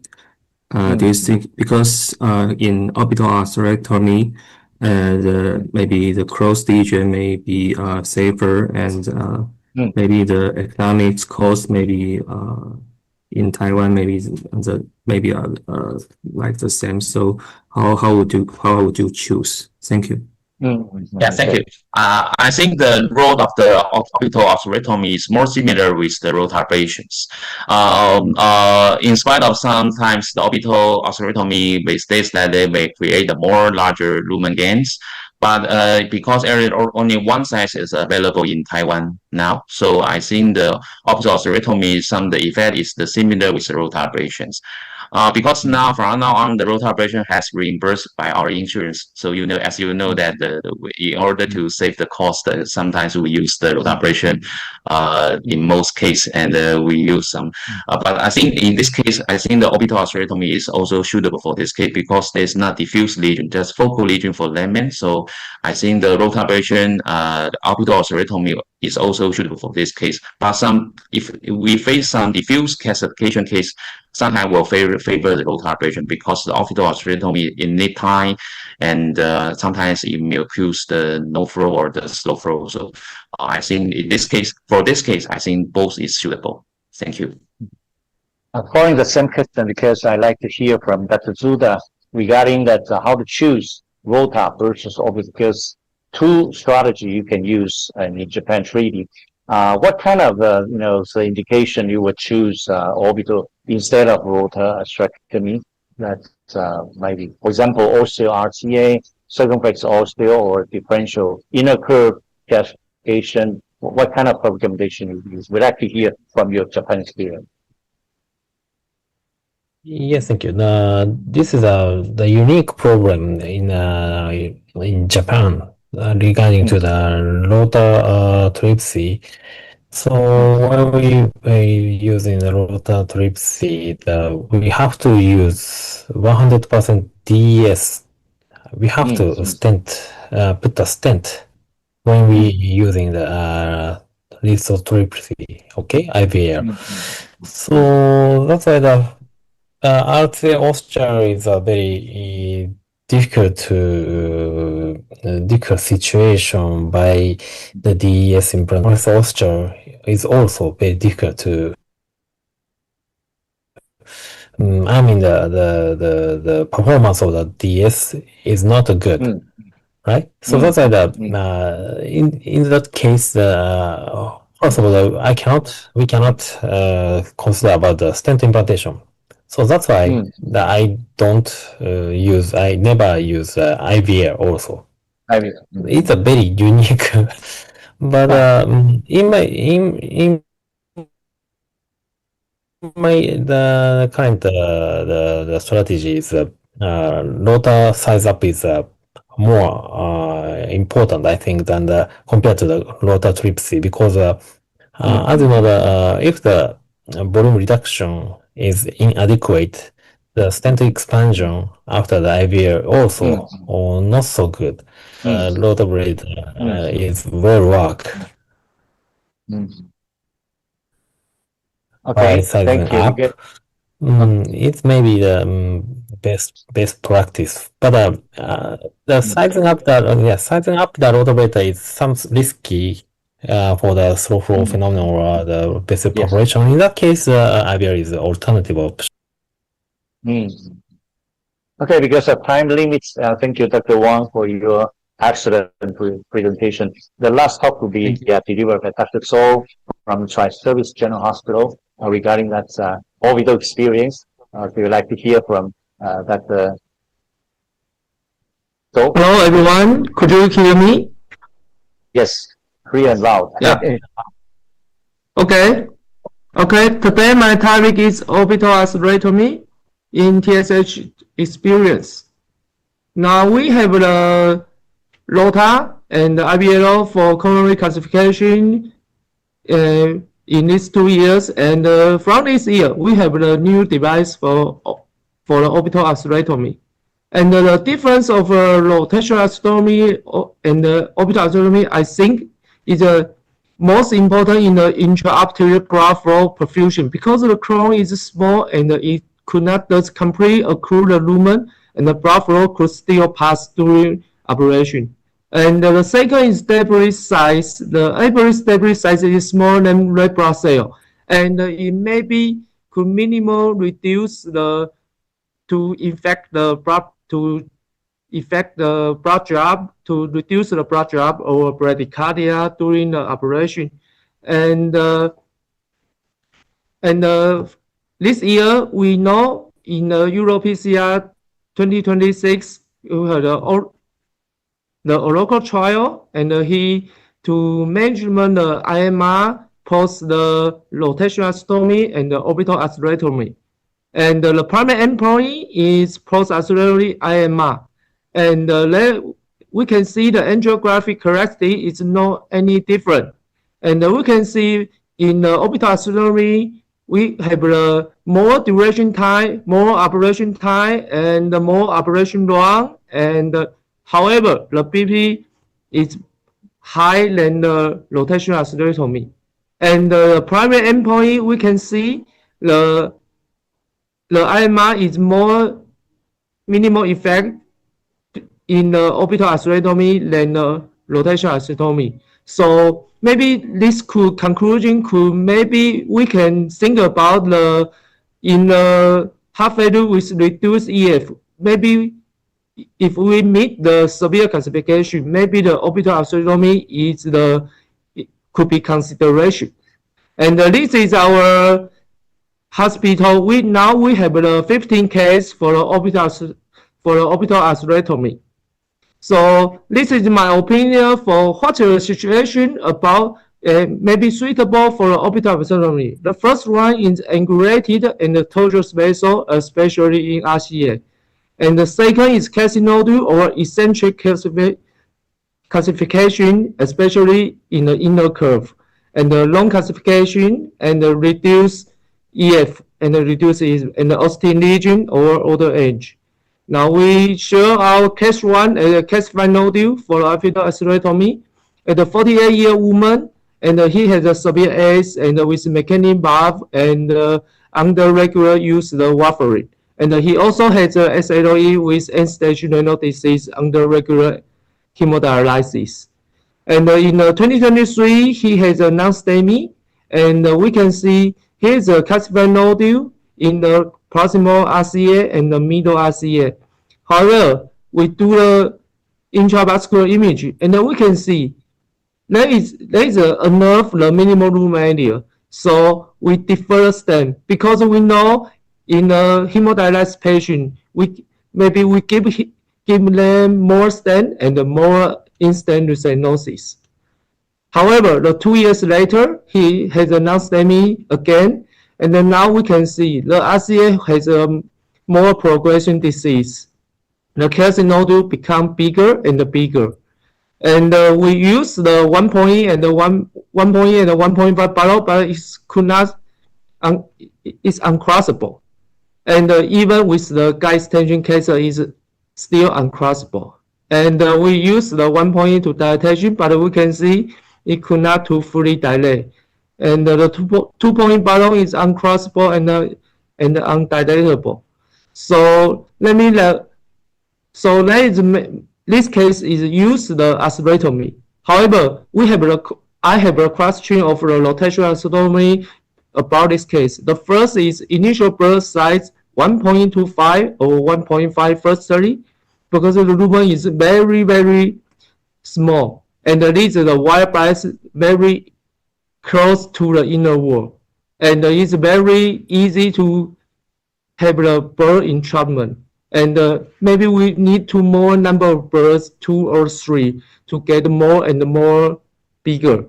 And there is a high risk of perforations. And the wire bias need outer curve because the calcium nodule is close to the outer curve. However, our wire is near the inner curve. And the high risk of snow and non-reflow, and is maybe bradycardia and needs a temporal pacemaker and maybe donor aberration. So this is about this case for the case of rotational atherectomy. So, however, we have a chance to use the orbital atherectomy. So we use the orbital atherectomy to solve this problem. And we can see the vital wire with direct wiring, and it could still pass these very critical regions. And we can see the wire bias. The wire bias is more in the inner curve, and the calcium nodule is close to the outer curve. And we use the glasses, but still could not pass to the distal. However, we know the orbital atherectomy is when we use the forward sending is more close to the outer curve. So I use this characteristics, and we only anti-gradient sending from in the proximal RCA. So we do the 4 times low speed anti-gradient sending, and we to feel the sound change, and do not to do the retrograde sending, only anti-gradient. And 7 times is not could not to pass.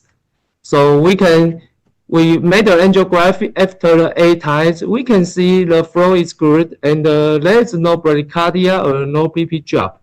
And we can see the still has a very big calcium nodule. So we still have the high speed because we know the vessel diameter is 2 years ago we know it's exceeding 3.5. So I do the 14, so 4 times of high speed. And we can see this 15 times the wire bias has minimal change to more close to the outer curve. And we do another 3 times high speed aberration, and do a very slow only anti-gradient sending, no retrograde sending. And when we do the 17, we change the working wire, and the 2-point balloon could not to fail to pass. So it's still undilatable. But however, we can see the location of undilatable side is more far to the distal. So I use the guide extension to strong our support, and we can see the chrome could to pass the guide extension very easily. And we do the high speed under the guide extension support. After the 21 times, we can see the wire bias has different change. It's more close to the outer curve. And after the 26, we use the guide assistor, finally a pass to the distal. And we do the retrograde sending, low speed in the middle RCA, and the other time, 10 rounds of sendings. So we total do 41 times of sending for this calcified nodule. And this is a summary. We do in the proximal segment 1 to 2, when do anti-gradient sending 28 times, and the low speed 18 times, high speed 10 times. And the segment 2, when do 13 times, and the total 41. So we can see the 2.5 NC balloon could easy pass.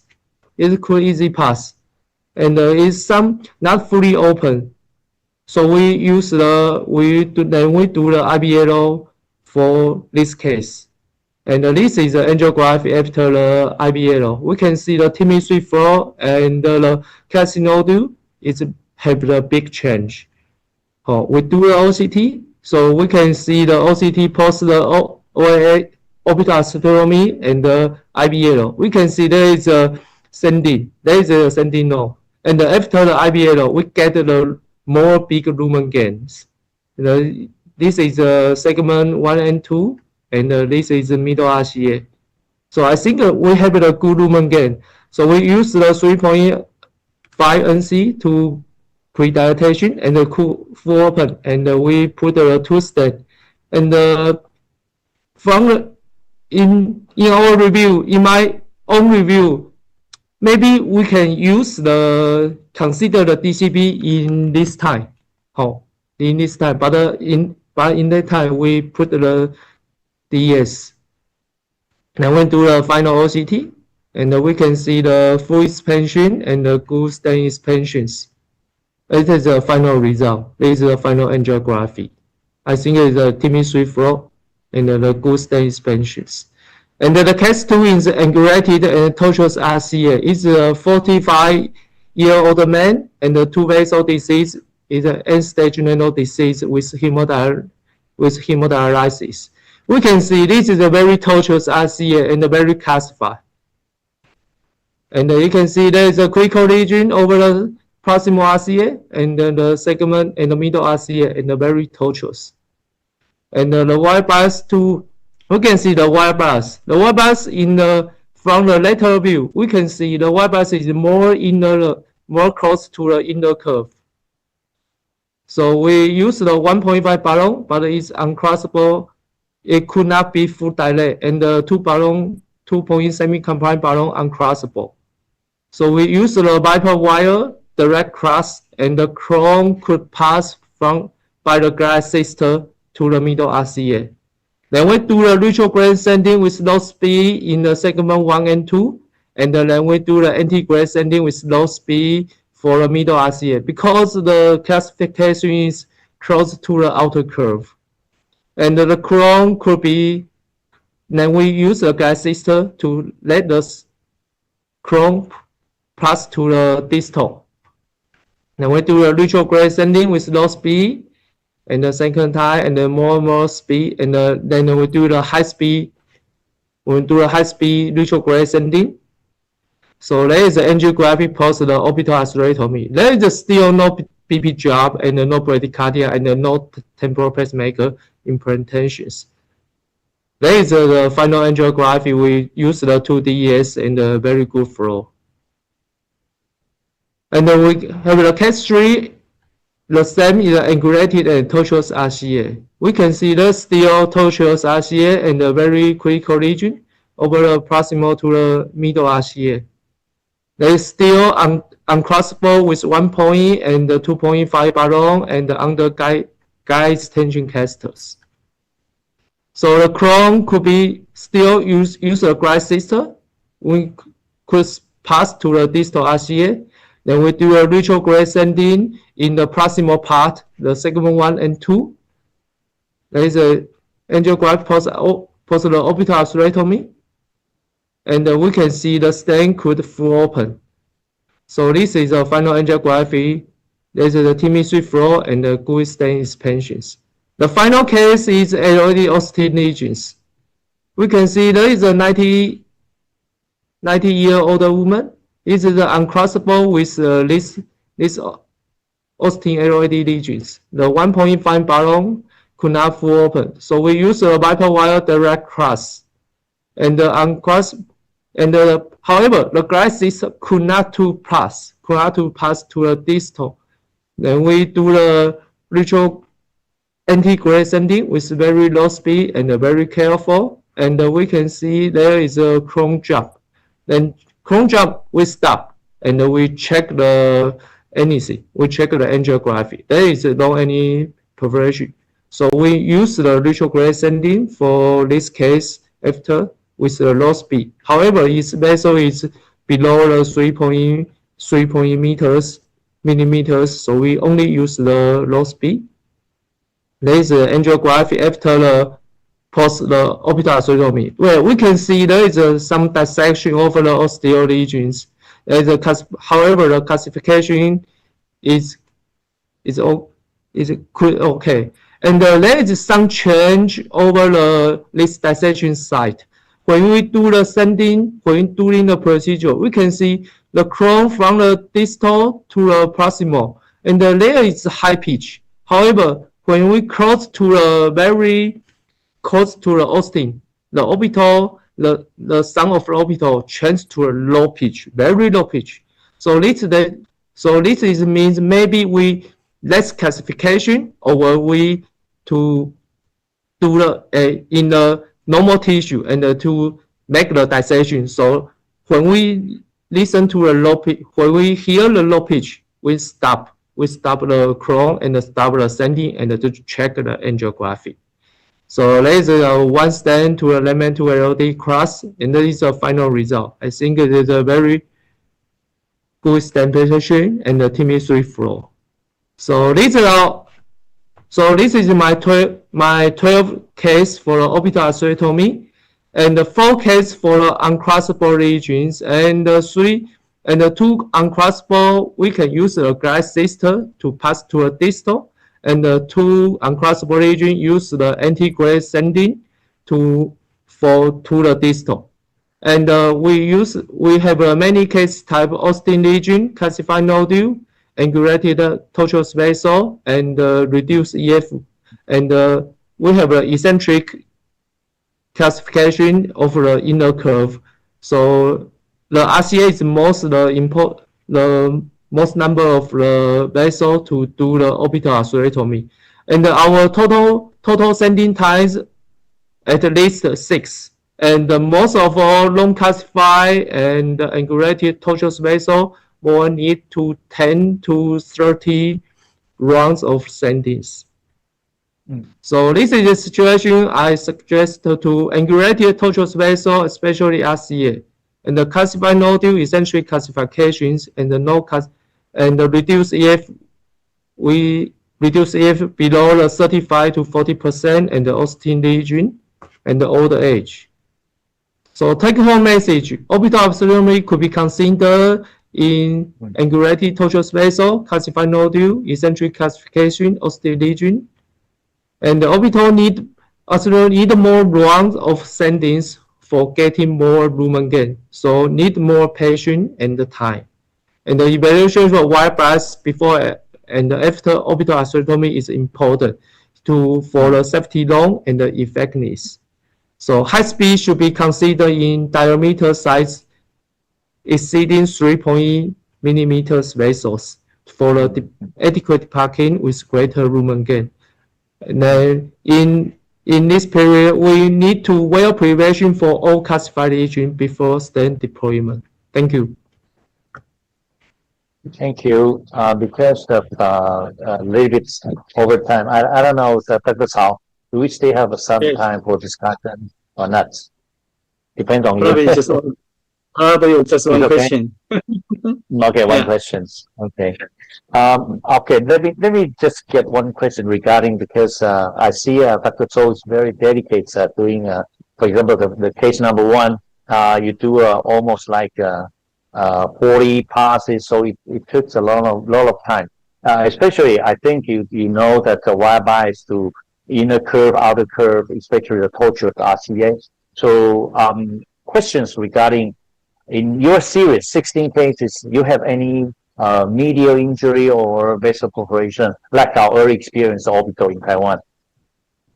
I have in my own experience, I have 3 medial 3 intima dissection, not 2 medial dissection, and no perforation. And when we in the intima dissection case, we review, we can hear the sound change to the very low pitch. So maybe there's a warning sign to tell us when we hear the very low pitch sound, maybe we can stop, and we can to stop the injury. Yeah. Okay, I'd like to hear from Dr. Cao also. Good number and in Xinjiang Hospital.